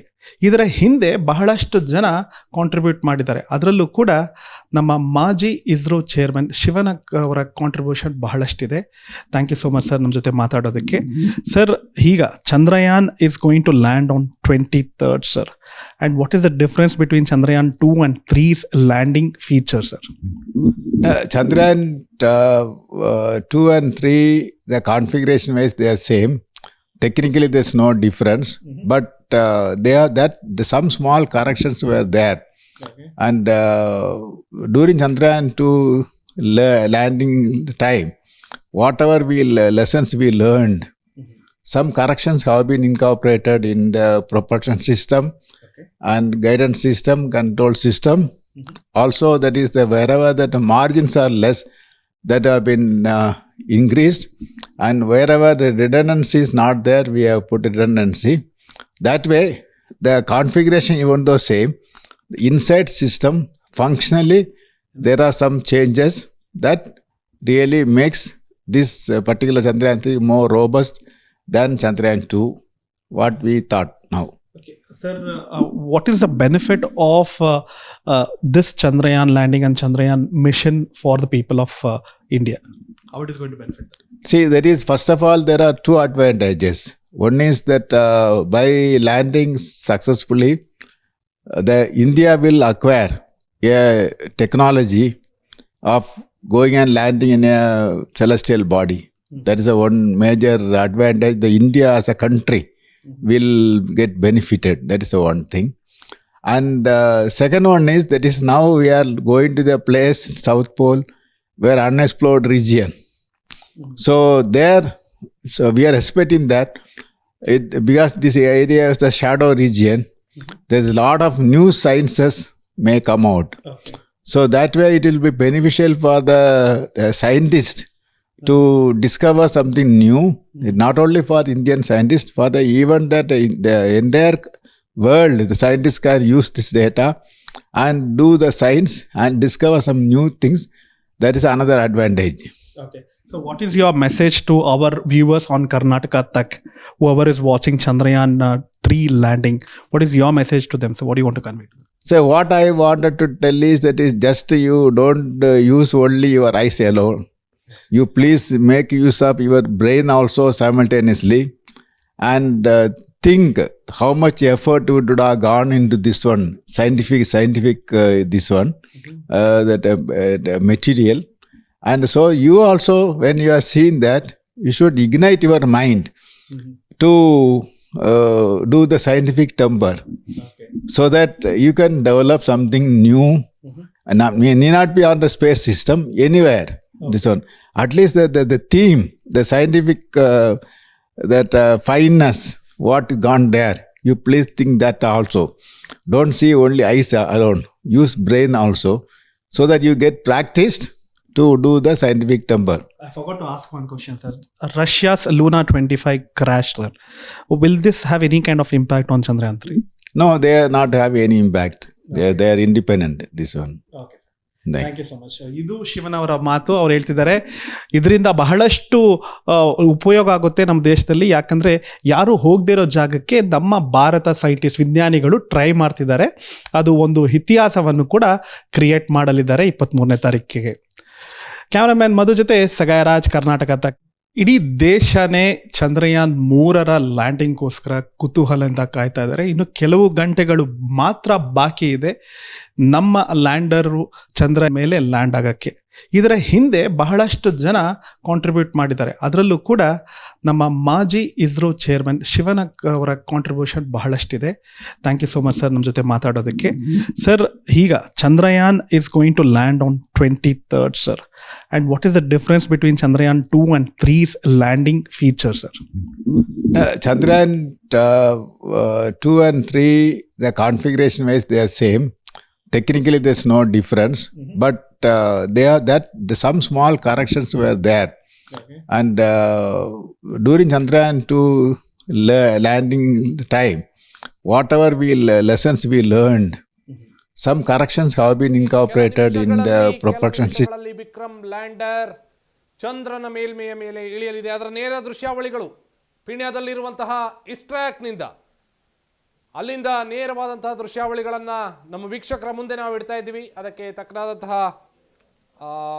ವಿಚಾರಗಳನ್ನು ಕೂಡ ನಾನು ಹೇಳ್ತಾ ಹೋಗ್ತೀನಿ. ಏನಾಗ್ತಾ ಇದೆ ಅಲ್ಲಿ, ವಿಜ್ಞಾನಿಗಳು ಏನು ಮಾಡ್ತಿದ್ದಾರೆ ಅನ್ನೋದರ ಬಗ್ಗೆ. 6:04 ಸರಿಯಾಗಿ ಒಂದು ಕ್ಲಿಯರ್ ಪಿಕ್ಚರ್ ಸಿಗುತ್ತೆ.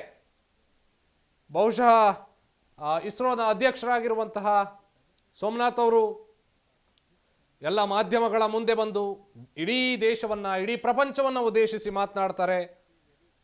ನಮಗೆಲ್ಲರಲ್ಲೂ ಕೂಡ ಇರುವಂತಹ ಕುತೂಹಲ ಒಂದೇ ಹಾಗೂ ಆಸೆ ಒಂದೇ, ಇಸ್ರೋ ಅಧ್ಯಕ್ಷರು ಬಂದು ಮಿಷನ್ ಈಸ್ ಸಕ್ಸಸ್ಫುಲ್ ಅಂತ ಹೇಳಿದರೆ ಆಗ್ತಕ್ಕಂಥ ಆನಂದ ಅದು ಏನು ಕೋಟಿ ಕೊಟ್ಟರು ಕೂಡ ಸಿಗೋದಿಲ್ಲ ಅಂತ ಹೇಳಿ ನನಗನ್ಸುತ್ತೆ.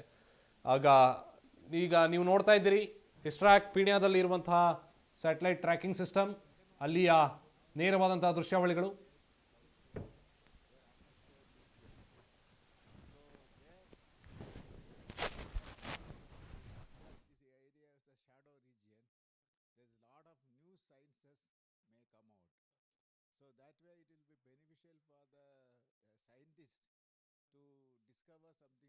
At ISRO's Telemetry Tracking and Command Network, ISTRAC, situated in Namma Bengaluru, Karnataka. I, Arushi Seth, and my colleague, Dr. Padamdeo Mishra, are your hosts for the evening. and shall accompany you on the journey of the landing event from powered descent start to touchdown.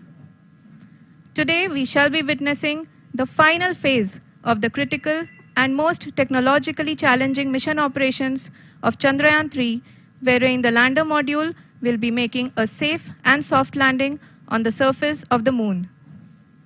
These display screens show the countdown to the power descent start as well as the path that will be followed by the lander module. We are 18 minutes away from the commencement of power descent. India is at the brink of creating history as we all await with bated breath to witness the landing on Moon's south polar region.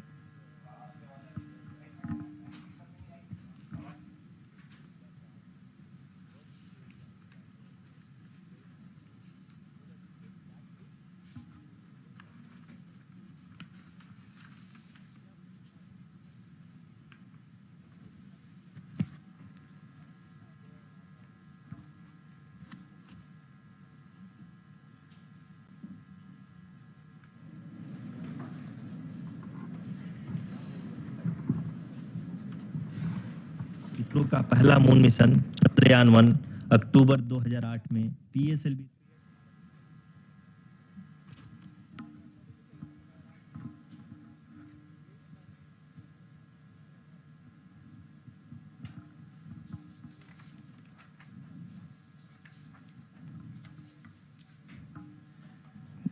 धन्यवाद आरुषि। अगर मैं सही मायने में कहूं तो अंतरिक्ष का कोई भी मिशन हो और चाहे किसी भी देश के द्वारा संचालित किया जा रहा हो, इसरो मिशन के निश्चितता और अनिश्चितता के बीच बहुत ही महीन अंतर होता है, जिससे कि एक मिशन सफल या असफल होता है। लेकिन ना हम थके ना हम हारे। हमने पिछली कमियों को सुधारते हुए आज पूरी तरह से आश्वस्त किया है कि लैंडर मॉड्यूल निश्चित तौर पे चंद्रमा के सतह पर सेफ और सॉफ्ट लैंडिंग करेगा। सभी दर्शकों के जानकारी के लिए अब हम इसरो के अब तक के सभी लूनर मिशंस को संक्षिप्त विवरण प्रस्तुत करेंगे।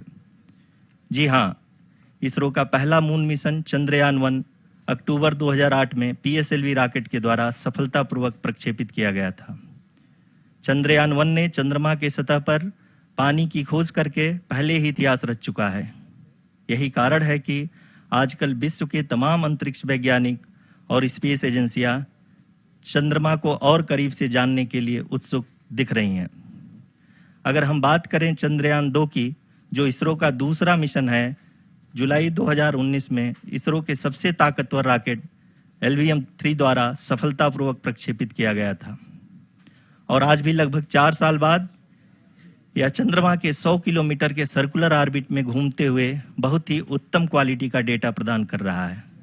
मिशन के प्रारंभ में इसकी आयु 1 साल निर्धारित की गई थी, परंतु LVM-3 द्वारा बहुत ही सटीक इंजेक्शन और मिशन मैनेजमेंट की वजह से चंद्रयान-2 काफ़ी लंबे समय तक कार्यरत रहेगा।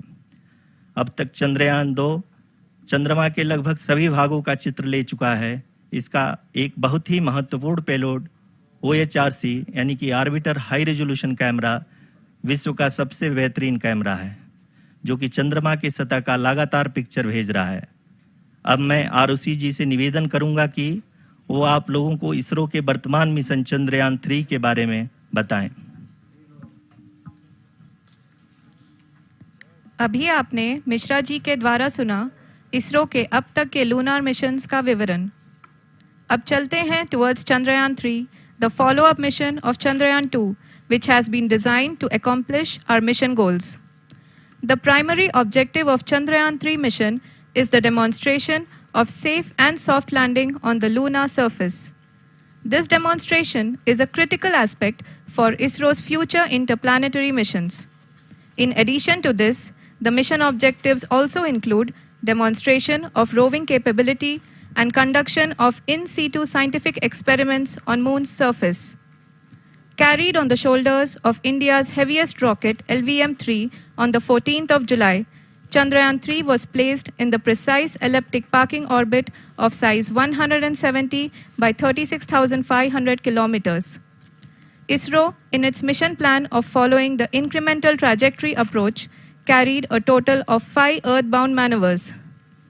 The fifth apogee raising maneuver, which took place on the 25th of July, placed the spacecraft in an orbit of 250 by 1,27,000 kilometers. At the early hours of 1st August, the translunar injection was carried out, after which the composite module began the final leg of its long journey of nearly 3,84,000 kilometers for its rendezvous with the moon. The TLI was a key step in the mission, enabling the spacecraft to escape Earth's gravitational pull and travel to the moon. An orbit of 288 by 3,69,328 kilometers was achieved at the end of the translunar injection. जी हाँ, translunar injection किसी भी interplanetary mission के लिए बहुत ही आवश्यक परंतु कठिन operation होता है। इस सफल मैन्यूवर के बाद चंद्रयान 3 पृथ्वी से दूर निकलकर चंद्रमा के प्रभाव क्षेत्र में एक हाइपरबोलिक ट्रेजेक्टरी के द्वारा पहुंचाया गया। पुनः 5 अगस्त 2023 को लूनर ऑर्बिट इंसर्शन के द्वारा चंद्रयान 3 को 160 किलोमीटर के पेरीलून और 18,000 किलोमीटर के अपोलून के साथ चंद्रमा के इलिप्टिकल ऑर्बिट में स्थापित कर दिया गया। टीएलआई के तरह एलओआई भी एक बहुत जटिल ऑपरेशन होता है। इसमें हमें यह ध्यान देना आवश्यक होता है कि उपग्रह के वेगमान को एक निश्चित बिंदु से घटाया जा सके, अन्यथा उपग्रह चंद्रमा के प्रभाव क्षेत्र से बाहर निकल जाएगा। एलओआई के सफलतापूर्वक परिचालन के बाद चंद्रयान 3 की कक्षा को 4 बार और परिवर्तित किया गया। इस दौरान चंद्रमा की अधिकतम ऊंचाई को घटाकर 160 किलोमीटर कर दिया गया। इस पूरी प्रक्रिया में प्रपल्सन मॉड्यूल का लगभग 755 किलोग्राम ईंधन का उपयोग हुआ और चंद्रयान 3 के वेगमान को लगभग 850 मीटर प्रति सेकंड कम कर दिया गया। लैंडर मॉड्यूल को लगभग 150 किलोमीटर के सर्कुलर ऑर्बिट में स्थापित करने के बाद 17 अगस्त 2023 को प्रपल्सन मॉड्यूल से अलग कर दिया गया। पुनः लैंडर मॉडल के ऑर्बिट को 2 डीबूस्ट मैन्यूवर्स के द्वारा 150 किलोमीटर के सर्कुलर ऑर्बिट से घटाकर 25 गुणे 130 किलोमीटर के एलिप्टिकल ऑर्बिट में स्थापित कर दिया गया। इस दौरान यह भी सुनिश्चित कर दिया गया कि 800 न्यूटन के चारों थ्रोटल थ्रस्टर्स पावर डिसेंट के समय किसी भी चुनौती का सामना कर सकें। लैंडर मॉड्यूल इस ऑर्बिट में 4 दिन तक चंद्रमा की परिक्रमा करता रहा ताकि इसके सभी सब सिस्टम को पावर डिसेंट से पहले कार्यात्मक रूप से वेरीफाई और वैलिडेट किया जा सके। इस दौरान चंद्रयान 2 और लैंडर मॉड्यूल की आपस में बातचीत भी हो चुकी है। और संक्षेप में अब तक की यात्रा की बात करें तो लैंडर मॉड्यूल अब तक 21 बार पृथ्वी के और लगभग 120 बार चंद्रमा का चक्कर लगा चुका है और इस पूरी यात्रा में लगभग 55 लाख किलोमीटर की यात्रा भी पूरी कर चुका है। अब तक के इस पूरे अभियान में यह भी सुनिश्चित किया गया कि सारे ऑर्बिट मैन्यूवर्स इस प्रकार किए जाएं कि लैंडिंग साइट पावर डिसेंट की शुरुआत से ही लैंडर के ऑर्बिटल प्लेन में बना रहे।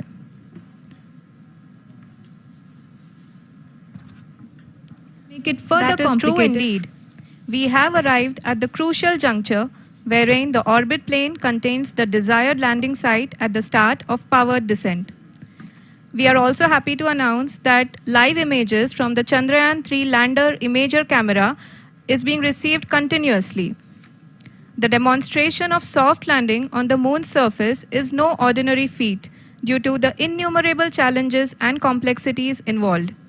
The lander velocity has to be killed from nearly 6,048 kilometers per hour without any aid from the thin and tenuous moon's atmosphere.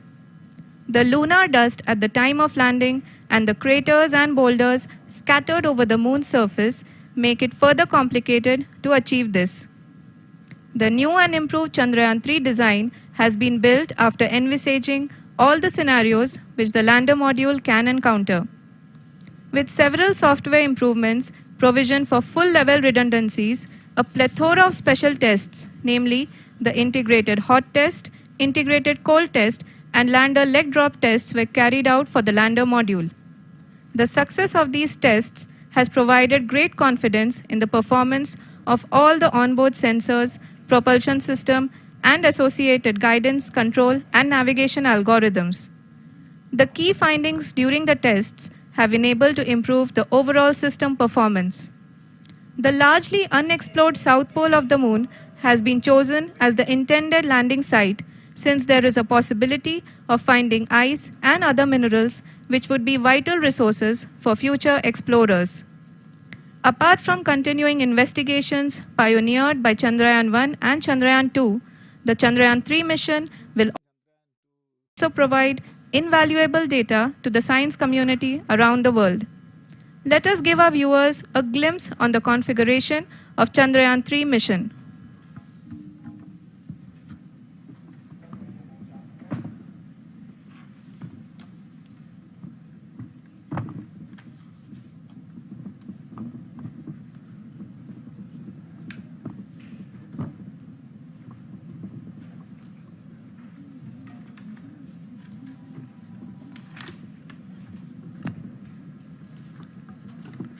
Chandrayaan 3 का मिशन प्लान लगभग चंद्रयान 2 के तरह ही बनाया गया है। यहाँ यह भी सुनिश्चित किया गया है कि चंद्रयान 3 को रॉकेट से अलग होने से लेकर के चंद्रमा के निकटतम कक्षा में स्थापित होने तक सारी गतिविधियाँ चंद्रयान 2 के तरह ही हों। और अब हम यह कह सकते हैं कि यह प्लान पूरी तरह से 100% सफल रहा। हालांकि लैंडर मॉड्यूल के सेंसर्स और प्रोपल्शन सिस्टम को इस तरह से मजबूत किया गया है कि लैंडर पावर डिसेंट के समय किसी भी आपदा से बाहर आकर के मिशन के मुख्य उद्देश्य को पूरा कर सके। इस क्रम में लैंडर के मुख्य सेंसर्स कारा, लासा, LHBC, LDV और LHDAG का कार्यात्मक परीक्षण भी किया जा चुका है। LDV जो कि पूर्णतः स्वदेशी तकनीकी से बनाया गया एक नया सेंसर है, इसका मुख्य कार्य लैंडर के वेलोसिटी को तीनों अक्षों में कंप्यूट करना है। पावर डिसेंट के दौरान लैंडर के सटीक पोजीशन और वेलोसिटी का ज्ञान होना बहुत ही आवश्यक है। लिराप यानी laser inertial referencing and accelerometer package इस कार्य को पावर डिसेंट के दौरान बखूबी निभाएगा। ट्रैजेक्टरी जनरेशन जो कि चंद्रयान 3 मिशन के लिए बहुत ही अहम है, क्योंकि हर ऑर्बिट मैन्यूवर के बाद यह सुनिश्चित किया जाता है कि लैंडर की मिशन ऑब्जेक्टिव को ना बदले। इस क्रम में मैं यह भी आपको बता दूं कि ऑर्बिट डिटर्मिनेशन जो कि उपग्रह के पोजीशन और वेलोसिटी को बहुत ही एक्यूरेटली बताता है, एक बहुत ही कठिन और जटिल कंप्यूटेशन और एस्टिमेशन होता है। यहाँ यह भी जानना महत्वपूर्ण है कि चंद्रयान 2 का OHRC पेलोड अब तक काफ़ी ऊंचे स्तर का डैम प्रदान किया है, जिसके फलस्वरूप लैंडिंग साइट के सीमा को बढ़ाकर 4x2.4 किलोमीटर कर दिया गया है, जो कि पावर डिसेंट के दौरान सॉफ्ट लैंडिंग कराने में काफ़ी सहायक सिद्ध होगा। Apart from the sensors, Chandrayaan-3 is equipped with a suite of sophisticated payload instruments. While Chandrayaan-1 and Chandrayaan-2 orbiter have provided abundant remote sensing, equally important are the on-site localized measurements that provide ground truths. Lander and rover have payloads which are completely new and will perform in situ analysis of lunar surface. The two spectroscopes on rover, APXS and LIBS, will actively measure the surface elemental abundances at the landing location and surrounding area. The lander carries a seismometer ILSA that can sense impact events and lunar quakes. The thermal probe CHAST will measure the temperature profile and thermal conductivity of moon's regolith. The Rambha payload will carry out lunar ionosphere studies, while the laser retroreflector array shall be a passive location indicator for future spacecraft equipped with laser altimeter. The propulsion module has not been left behind, and an experimental shape payload has been added to it as a value addition. It will help in understanding the nature and characteristics of water-rich planets and will also aid in the future study of potentially habitable exoplanets. We are minutes away from the start of powered descent. The entire powered descent shall be carried out by the onboard autonomous landing sequencer or ALS, which is a series of instructions preloaded to the lander module. These instructions include the commands to be executed, data to be collected, and analyzed, and decisions to be made and executed autonomously throughout the powered descent.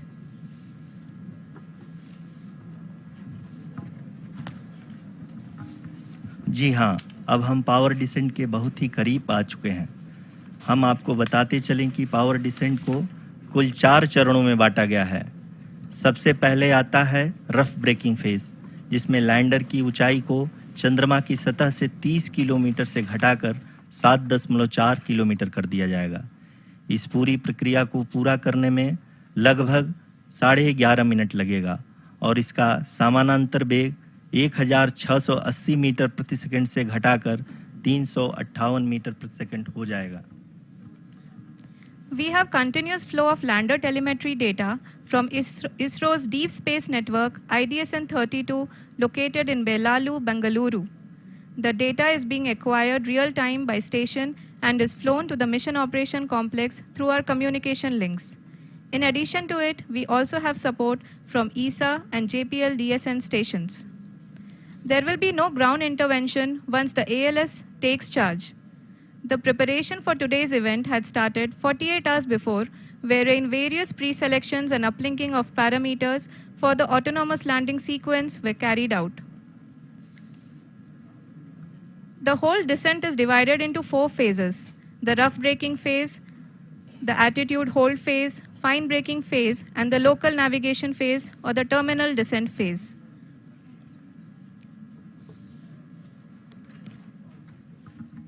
जी हाँ, attitude hold phase, जो कि power descent का दूसरा चरण है, एक बहुत ही महत्वपूर्ण फेज है। इस 10 सेकंड के स्मॉल ड्यूरेशन के दौरान लैंडर के 2 महत्वपूर्ण सेंसर कारा और लासा लैंडर की ऊंचाई की गणना करेंगे। इस फेज के पूरा होते ही लैंडर चंद्रमा के सतह से कुल 6.8 किलोमीटर की ऊंचाई पर होगा। During the rough braking phase, the lander velocity shall be brought down from 1,680 meters per second to 358 meters per second. The altitude will be brought down from 30 kilometers to 7.4 kilometers at the end of rough braking.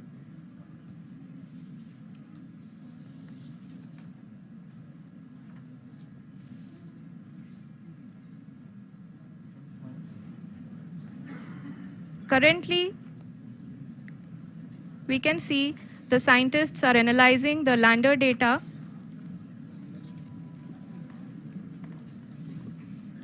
जी हाँ, हम ये देख सकते हैं कि mission operation complex रूप में बैठे सभी वैज्ञानिक ये जो भी डेटा देख रहे हैं वो डीप स्पेस नेटवर्क IDSN 32 के द्वारा प्रोवाइड किया जा रहा है। और अगर हम अब बात करें पावर डिसेंट के तीसरे चरण का, जो कि फाइन ब्रेकिंग फेज होगा, जिसमें लैंडर लैंडिंग साइट से जस्ट 800 मीटर की ऊंचाई पर वर्टिकली होगा। इस चरण को पूरा होने में लगभग 3 मिनट लगेंगे और इस चरण के पूरा होते ही लैंडर की वेलोसिटी लगभग 0 हो जाएगी। The scientists here at ISROC are glued to their systems, analyzing all sorts of complex data. We are very close to the powered descent, to the start of the powered descent phase.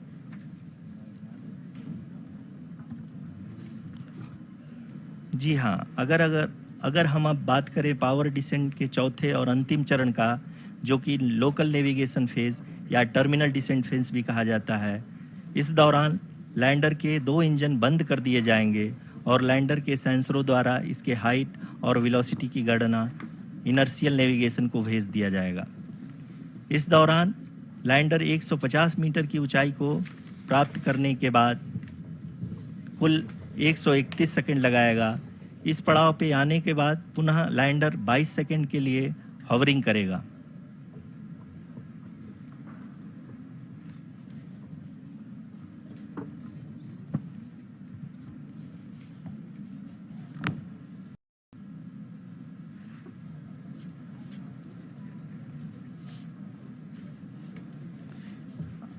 आप इस समय अपने screen पे mission operation complex में बैठे सभी मान्यगणों को देख सकते हैं, जो कि बहुत ही उत्सुकता के साथ टेलीमेट्री डेटा को देख रहे हैं। अभी हम लोग पावर डिसेंट शुरू होने से जस्ट कुछ ही पल दूर हैं।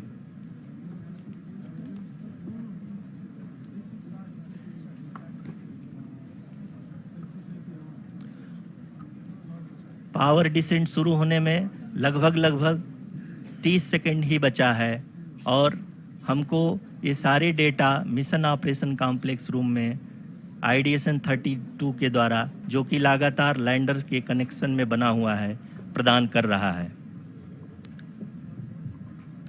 Dear viewers, the pivotal power descent has begun and the lander module is propelling towards the moon's surface along the intended trajectory.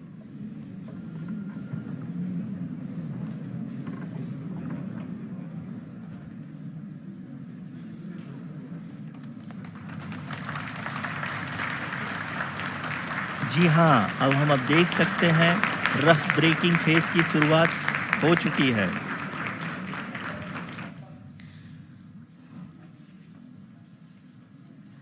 During this rough braking phase, the lander velocity shall be brought down from 1,680 meters per second to 358 meters per second. The altitude will be brought down from 30 kilometers to 7.4 kilometers at the end of rough braking. All this in the duration of 690 seconds or 11.5 minutes. Currently, the Laser Inertial Reference and Accelerometer package, LIRAP, is aiding in the navigation. जी हाँ, अभी आप अपनी screen पे देख सकते हैं कि lander अब तक कुल 191 किलोमीटर हॉरिजेंटल दिशा में चल चुका है और अभी तक इसकी वेलोसिटी लगभग 31 किलोमीटर बनी हुई है।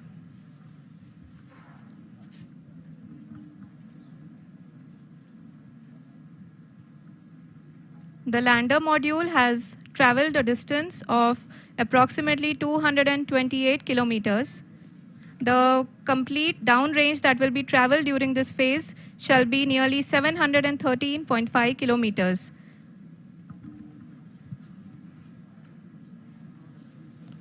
जी हाँ, कुल 745 किलोमीटर के इस रफ ब्रेकिंग फेज में आप देख सकते हैं कि हम लोग लगभग अपनी यात्रा 20% कंप्लीट कर चुके हैं।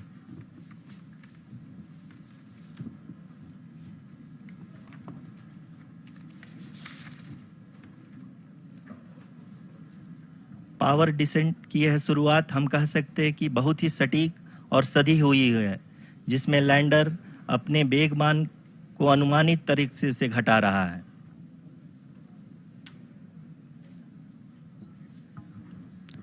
The altitude of the lander module will reduce from 7.4 kilometers to 6.8 kilometers. During the next phase, which is going to be the attitude hold phase. We can currently see that the altitude of the lander module is nearly 31 kilometers.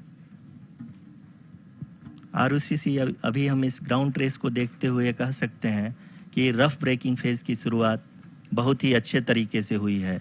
आप ये देख सकती हैं कि जो भी projected ground trace है उसी पे अपना लैंडर मॉड्यूल आगे चलते हुए बढ़ रहा है। अभी तक ये देखा जा सकता है कि लैंडर मॉड्यूल लगभग 370 किलोमीटर 36 दिशा में चल चुका है। The mission operations team is analyzing the data. We can all see the seriousness and the concentration with which each and every parameter of the lander module is being analyzed. The performance so far seems to be nominal. जी आरुषि, चूंकि ALS activate किया जा चुका है, इसलिए ground से कोई commanding नहीं की जा रही है। इस दौरान आपके स्क्रीन पे सारे डेटा इसरो के डीप स्पेस नेटवर्क से रियल टाइम में आ रहे हैं। इस मिशन में सेकेंड और थर्ड ऑर्डर गाइडेंस पॉलिनोमियल का प्रयोग हुआ है, जो कि इनर्शियल थ्रस्ट और एंगल के हमेशा सुनिश्चित करेगा। During the entire descent, there is no ground intervention as the ALS has taken charge. The preparation for today's event had started nearly 48 hours before, wherein various pre-selections and uplinking of parameters were done. We can see that the vertical velocity of the lander module has been brought down. It is continuously coming down. And the ALS had already been initiated 1 hour before the scheduled time of the power descent start. Following this, the throttleable engine electronics module, the TECM, was switched on and lander was oriented to the favorable attitude.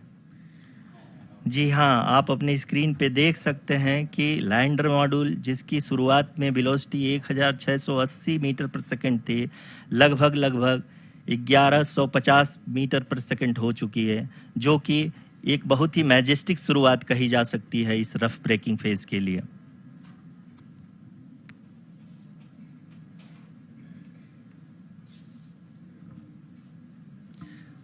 यहाँ पे मैं आपको ये भी बताते चलूँ कि आप अपने स्क्रीन पे देख सकते हैं कि द लैंडर मॉड्यूल का आल्टीट्यूड धीरे धीरे अब कम होता हुआ दिख रहा है, और जो कि एक्सपेक्टेड भी है। अभी हम बात करें करंट आल्टीट्यूड की, तो जो कि 28.6 किलोमीटर के आसपास है। आप स्क्रीन पर ये भी देख सकते हैं Chandrayaan-3 lander imager display. The lander imager is continuously taking photographs of the moon's surface, and that is also being streamed here. Currently, the horizontal velocity has been brought down, and the distance traveled is 574 kilometers. The current altitude is 27 kilometers, as can be seen on the screen. जी हाँ, करीब अपने आधे सफ़र को पूरा करते हुए इस rough breaking phase में लैंडर बहुत ही आगे की तरफ बढ़ते हुए अपनी ऊंचाई को घटा रहा है।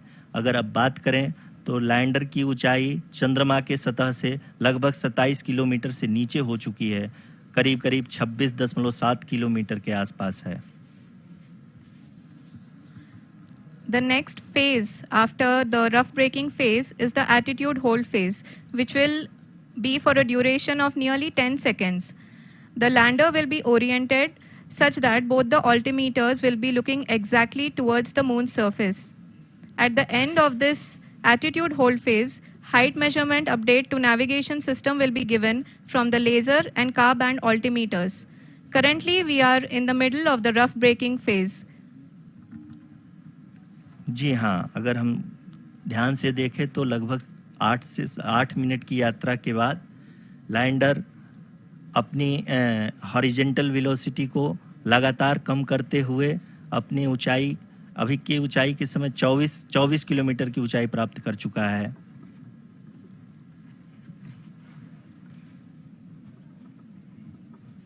अब तक के आंकड़े को देखते हुए हम कह सकते हैं कि लैंडिंग पूरी तरह से नॉमिनल है।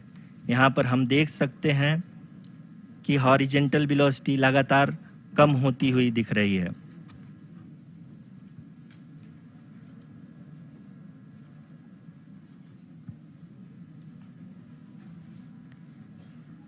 The altitude of lander from ground is currently 22 kilometer, which is again going to be coming down, and that is expected. For the viewers who have joined now, we are in the power descent phase, and we are in the rough braking phase, which is the first phase of the power descent. We have currently traveled a downrange of 697 kilometers, and the downrange that has to be traveled during this phase is 713.5 kilometers. जी हाँ, अभी आप देख सकते हैं कि lander की horizontal velocity लगभग 720 metre प्रति सेकंड हो गई है। लगभग हम ये कह सकते हैं कि 900 मीटर प्रति सेकंड वेलोसिटी को कम किया जा चुका है।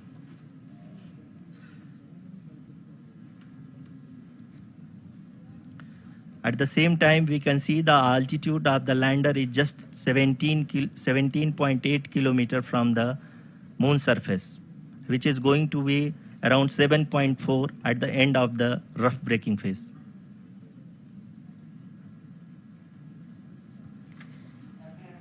इस फेज के बाद हम जाएंगे towards the attitude hold phase, where we will be expecting sensor update from the laser and car band altimeters.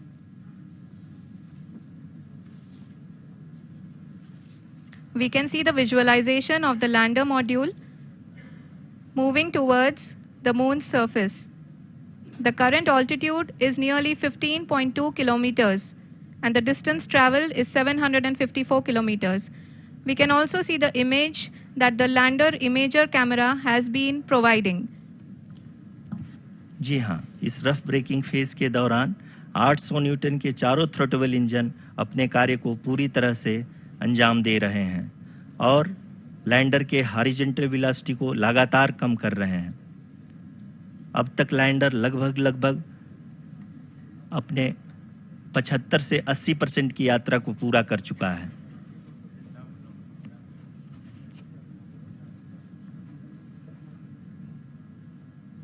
After the rough braking and the attitude hold phase, we shall be having the fine braking phase, which will continue for nearly 3 minutes. The whole phase is being driven by the autonomous landing sequencer and there is no intervention from ground. जी हाँ आरुषि, अभी आप अपनी screen पे देख सकती हैं कि जो करंट आल्टीट्यूड है चंद्रमा के सतह से लगभग 10 किलोमीटर के आसपास है। जी हाँ, हम अपने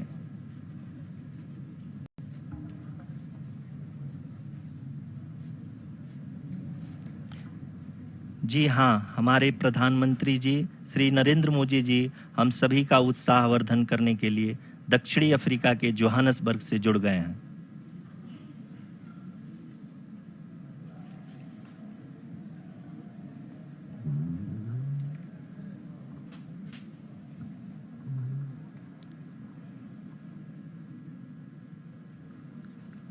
Yes, we are privileged to have with us Honorable Prime Minister of India, Shri Narendra Modi ji, who has joined us from South Africa's Johannesburg to encourage us.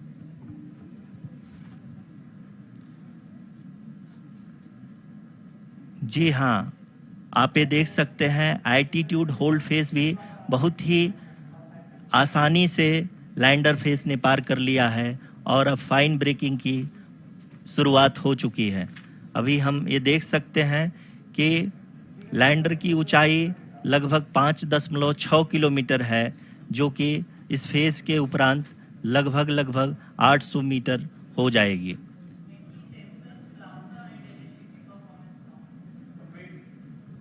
We can hear from the mission operations team that the sensors are performing nominally. And we are currently in the midst of the fine braking phase, which is going to continue for 3 minutes. And the altitude is going to be reduced to nearly 800 meters at the end of this phase.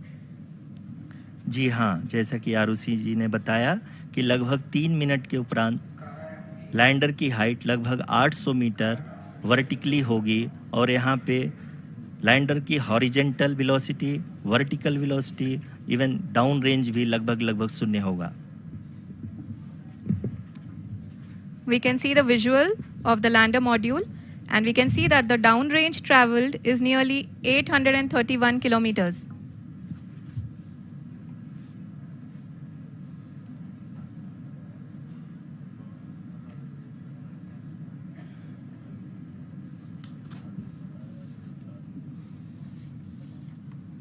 जी हाँ, आप अपनी screen पे देख सकते हैं कि lander की ऊंचाई अब चंद्रमा के सतह से लगभग 3 किलोमीटर से कम हो चुकी है।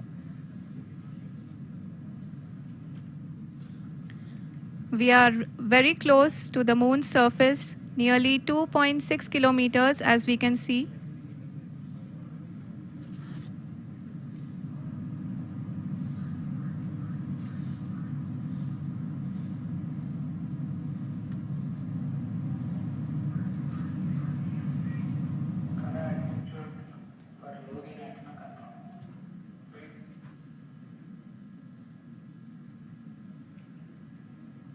जी हाँ, अभी आप देख सकते हैं कि लैंडर की ऊंचाई लगभग 1 किलोमीटर के आसपास है।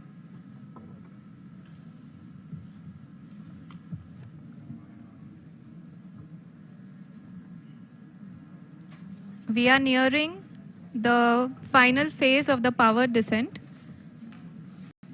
which is going to be the vertical descent phase or the local navigation phase. जी हाँ, अब हम फाइन ब्रेकिंग वेव्स के एकदम करीब आ चुके हैं। हाँ, आप तालियों के गड़गड़ाहट से सुन सकते हैं कि हम लोगों ने तीसरे चरण को भी बहुत ही सफलतापूर्वक हासिल कर लिया है और अभी हम वर्टिकल डिसेंट फेज में आ चुके हैं, जिसकी शुरुआत भी बहुत ही अच्छे ढंग से हो चुकी है।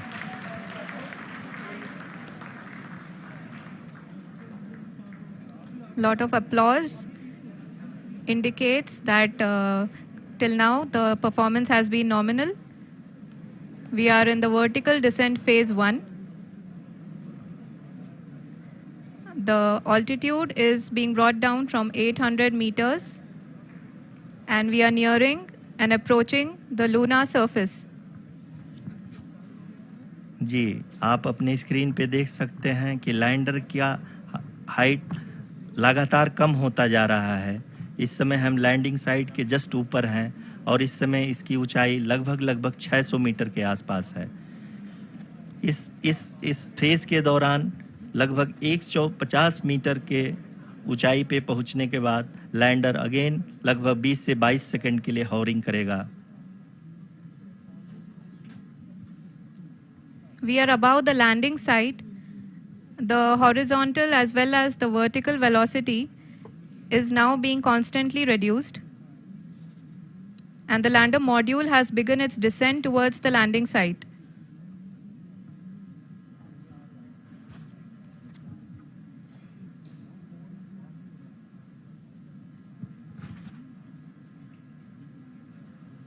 जी हाँ, आप अपने स्क्रीन पे देख सकते हैं ये जो पथ निर्धारित किया गया है, लैंडर पूरी तरह से उसी को ही फॉलो कर रहा है।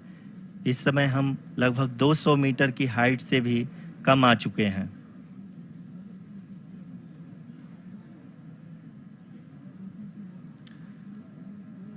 अब हम ये देख सकते हैं कि हम लगभग 150 मीटर की ऊंचाई पे हैं चंद्रमा के सतह से।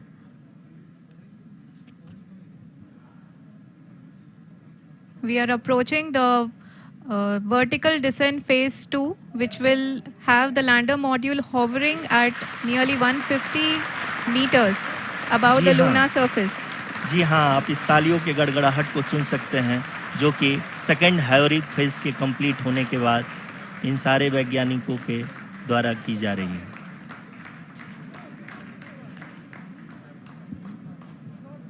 जी हाँ, आप अगर फिर से ध्यान से देखें तो एल्टीट्यूड पुनः कम होता जा रहा है।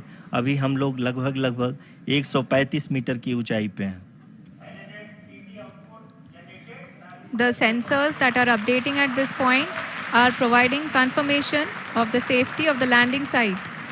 As expected, the retargeting is going on and this is a very good signature for the lander. अभी आप ये देख सकते हैं कि लैंडर की ऊंचाई लगभग 65 मीटर के आसपास बची हुई है।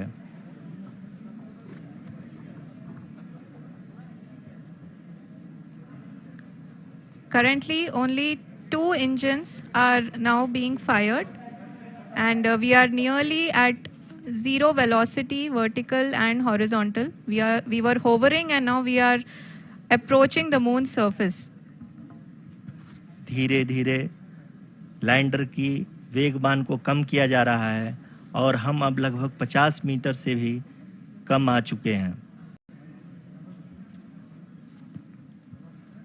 We can see the Honorable Prime Minister, Shri Narendra Modi ji, who is here to encourage us, and he is critically looking at the visuals.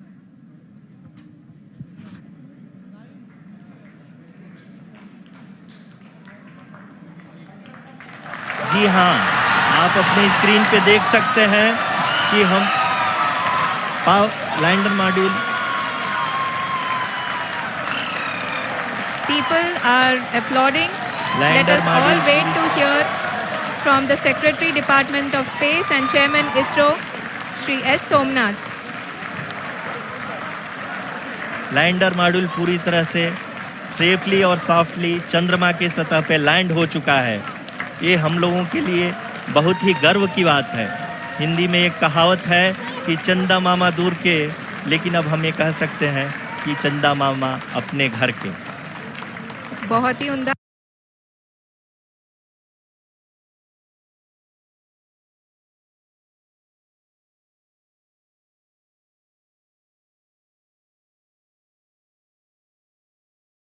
Approaching the moon's surface.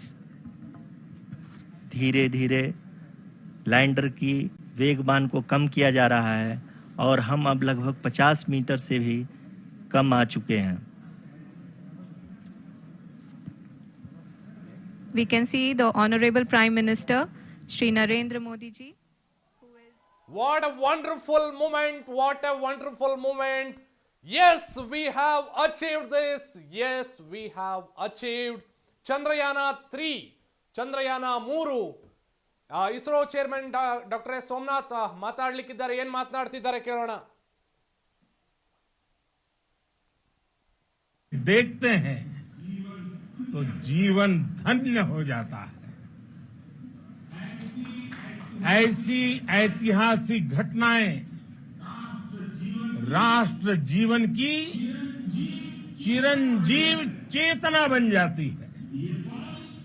ये पल अविस्मरणीय है। ये क्षण अभूतपूर्व है। ये क्षण विकसित भारत के शंखनाद का है। ये क्षण नए भारत के जयघोष का है। ये क्षण मुश्किलों के महासागर को पार करने का है।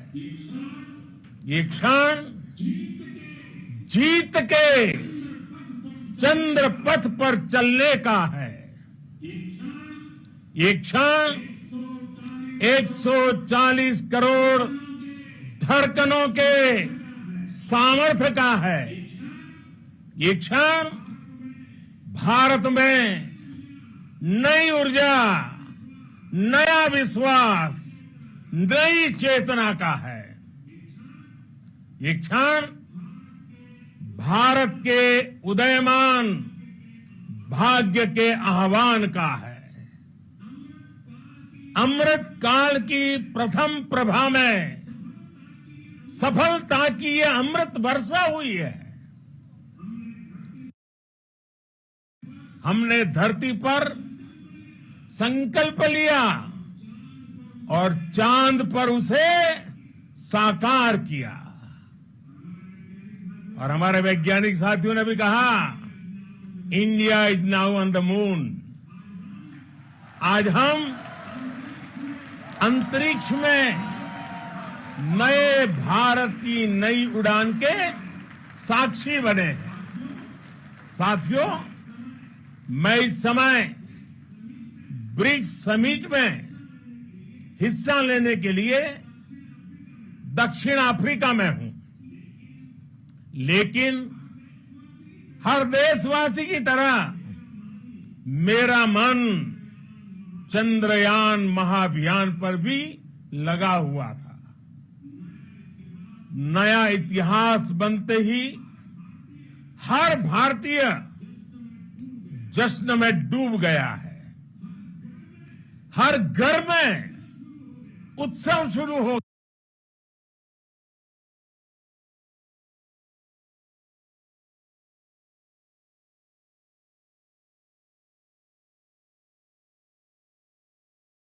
गया है। हृदय से मैं भी अपने देशवासियों के साथ, अपने परिवारजनों के साथ इस उमंग और उल्लास से जुड़ा हुआ हूं। मैं टीम चंद्रयान को, इसरो को और देश के सभी वैज्ञानिकों को जी जान से बहुत बहुत बधाई देता हूं। जिन्होंने इस पल के लिए वर्षों तक इतना परिश्रम किया है। उत्साह, उमंग, आनंद और भावुकता से भरे इस अद्भुत पल के लिए मैं 140 करोड़ देशवासियों को भी कोटि कोटि बधाइयां देता हूं। मेरे परिवारजनों, हमारे वैज्ञानिकों के परिश्रम और प्रतिभा से भारत चंद्रमा के उस दक्षिणी ध्रुव पर पहुंचा है जहां आज तक दुनिया का कोई भी देश नहीं पहुंच सका। अब आज के बाद से चांद से जुड़े मिथक बदल जाएंगे,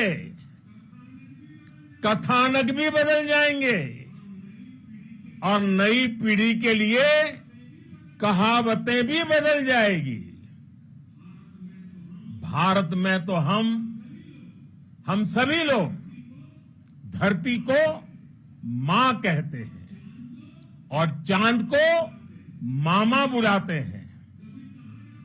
कभी कहा जाता था चंदा मामा बहुत दूर के हैं, चंदा मामा बहुत दूर के हैं। अब एक दिन वो भी आएगा जब बच्चे कहा करेंगे चंदा मामा बस एक टूर के हैं।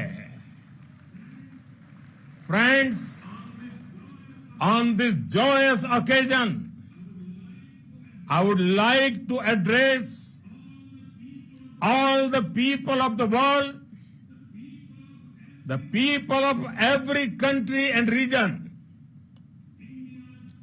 India's successful moon mission is not just India's alone. This is a year in which the world is witnessing India's G20 presidency. Our approach of one earth, one family, one future is resonating across the globe. This human-centric approach that we present and that we represent has been welcomed universally. Our moon mission is also based on the same human-centric approach. Therefore, this success belongs to all of humanity, and it will help moon missions by other countries in the future. I am confident that all countries in the world, including those from the global south, are capable of achieving such feats. We can all aspire for the moon and beyond. मेरे परिवारजनों, चंद्रयान महाअभियान की ये उपलब्धि भारत की उड़ान को चंद्रमा की कक्षाओं से आगे जाएगी। हम हमारे सौर मंडल की सीमाओं का सामर्थ्य परखेंगे और मानव के लिए ब्रह्मांड की अनेक संभावनाओं को साकार करने के लिए भी जरूर काम करेंगे। हमने भविष्य के लिए कई बड़े और महत्वाकांक्षी लक्ष्य तय किए हैं। जल्द ही सूर्य के विस्तृत अध्ययन के लिए ISRO Aditya L1 mission launch करने जा रहा है। इसके बाद शुक्र भी इसरो के लक्ष्यों में से एक है। गगनयान के जरिए देश अपने पहले ह्यूमन स्पेस फ्लाइट मिशन के लिए भी पूरी तैयारी के साथ जुटा है। भारत बार बार ये साबित कर रहा है कि sky is not the limit. साथियों, साइंस और टेक्नोलॉजी देश के उज्जवल भविष्य का आधार है। इसलिए आज के इस दिन को देश हमेशा हमेशा के लिए याद रखेगा। यह दिन हम सभी को एक उज्जवल भविष्य की ओर बढ़ने के लिए प्रेरित करेगा। ये दिन हमें अपने संकल्पों की सिद्धि का रास्ता दिखाएगा। ये दिन इस बात का प्रतीक है कि हार से सबक लेकर जीत कैसे हासिल की जाती है। एक बार फिर देश के सभी वैज्ञानिकों को बहुत बहुत बधाई और भविष्य के मिशन के लिए ढेरों शुभकामनाएं। बहुत बहुत धन्यवाद।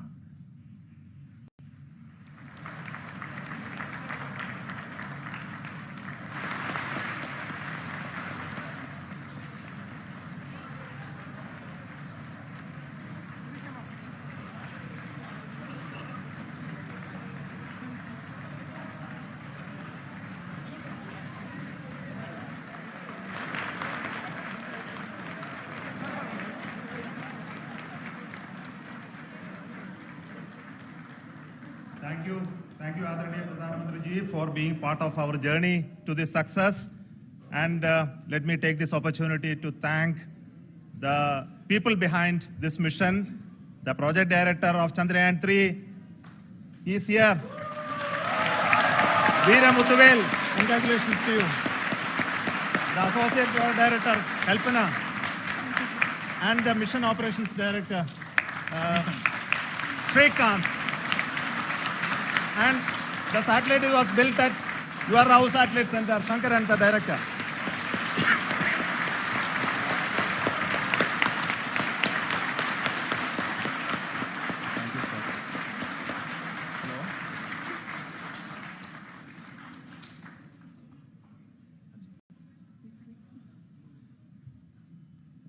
It's a great moment of happiness on behalf of team.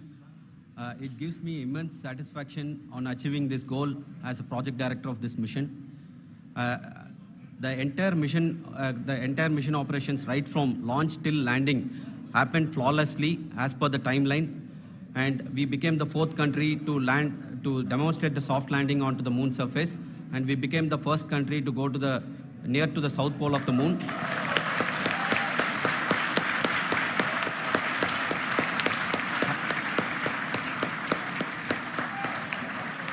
I take this opportunity to thank navigation, guidance and control team, propulsion team, sensors team, and all the mainframe subsystems team who have brought success to this mission. I also take the opportunity to thank the Critical Operations Review Committee for thoroughly reviewing the mission operations right from launch till this date. The target was on spot because of the review process. I also thank the ISRO higher management, right from Chairman ISRO, Director URSC, and all the center directors and higher ISRO officials. And finally, my thanks to the Chandrayaan-3 project executives spread across the ISRO centers. Thank you.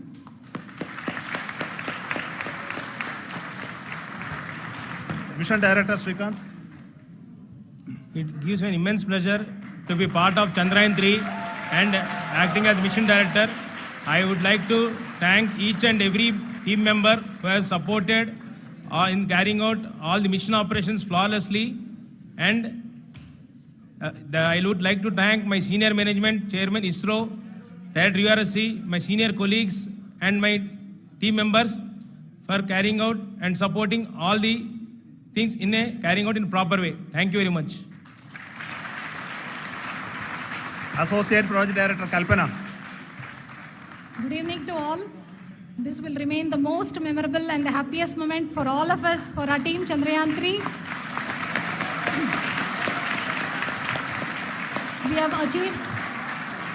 We have achieved our goal flawlessly.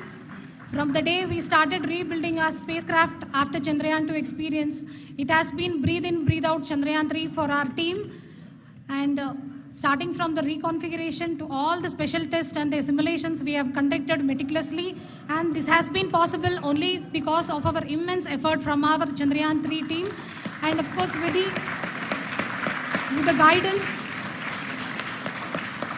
the guidance from our chairman ISRO, our directors, and all our experts. With all this, it has been possible. Thank you, one and all. Thank you for all the minutest help which has been provided from all the areas of departments. Thank you. Thank you.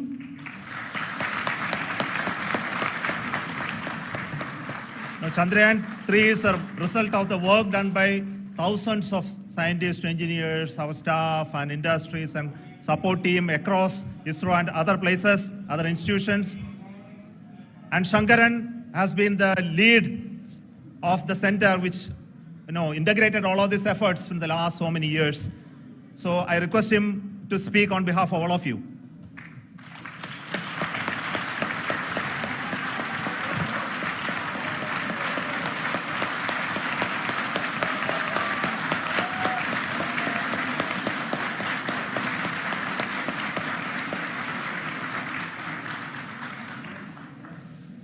Thank you very much for the affection that has been displayed today now.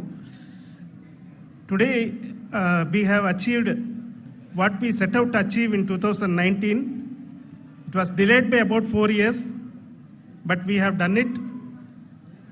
When Chandrayaan-3 was launched, after the separation of the spacecraft from launch vehicle, I said, I will speak the rest of the things after the soft landing. So here I will take a couple of minutes to tell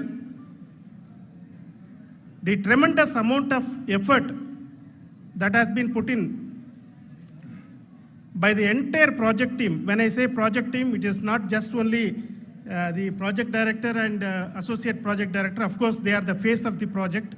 They have been living, sleeping, eating, breathing Chandrayaan for the last 4 years. They have been supported by such a large number of people, particularly in the navigation, guidance and control area, propulsion system. This area, the amount of effort that has been put by people, the number of simulations that have been done, the number of reviews they have gone through, the amount of criticism they faced and overcome that. It is, as a person who has been watching this for the last 4 years along with them, my heart goes out for them. The amount of effort is tremendous. That is what ISRO is all about. That is what our organization has taught us to do. Now today, this success has put us even more higher responsibility, as the Honorable Prime Minister was telling, because we have set the bar now so high. Nothing less than nothing less spectacular than this is going to be inspiring for any of us in the future. So as the Honorable Prime Minister mentioned, we will be now looking at putting the man in space, putting a spacecraft around Venus and landing a craft in Mars. Work on all these activities are going on for few years, and this success today will inspire us and will spur us to take those efforts even more strongly, so that we will make our country proud again and again and again.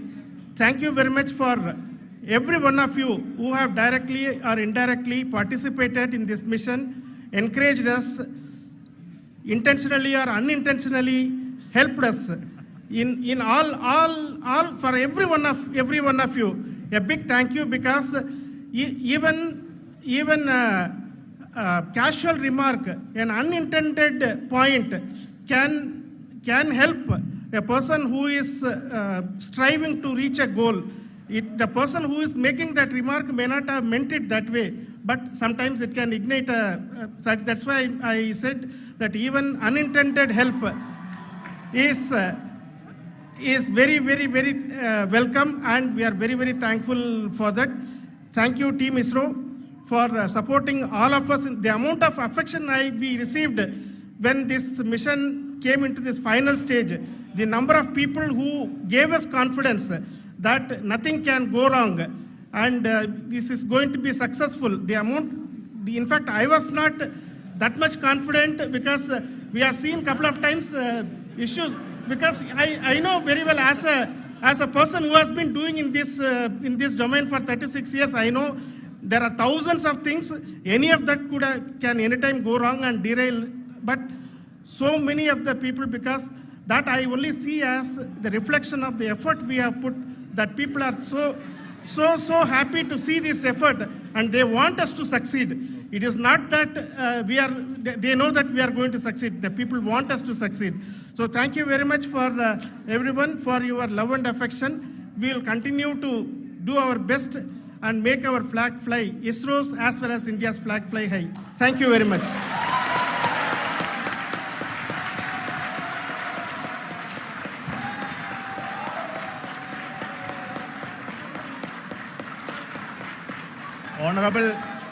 Honorable Prime Minister called me and conveyed his greetings to each one of you and your family, for the wonderful work you did in ISRO. So thanks are to him for the support that he is giving to us for missions like Chandrayaan-3 and the missions that are in the offing. I think that's a great word of comfort that we are receiving for pursuing the inspirational work that we are doing for the nation. I want to tell you, and I want to thank you also for each and everyone who prayed with us in the last many days, who wanted this success to happen in ISRO. I thank all those people all around the country and maybe beyond the country for their blessings and wishes and affection that he has given to each one of us for doing this work for the last so many years. I want to specifically thank some senior people who have been standing with us, especially the name of Kiran Kumar sir and Mr. Kamalakar, Sri Koteshwar Rao. They have been helping so much. They were part of the team to help them to get the confidence and get the reviews done to ensure that nothing goes with any mistakes.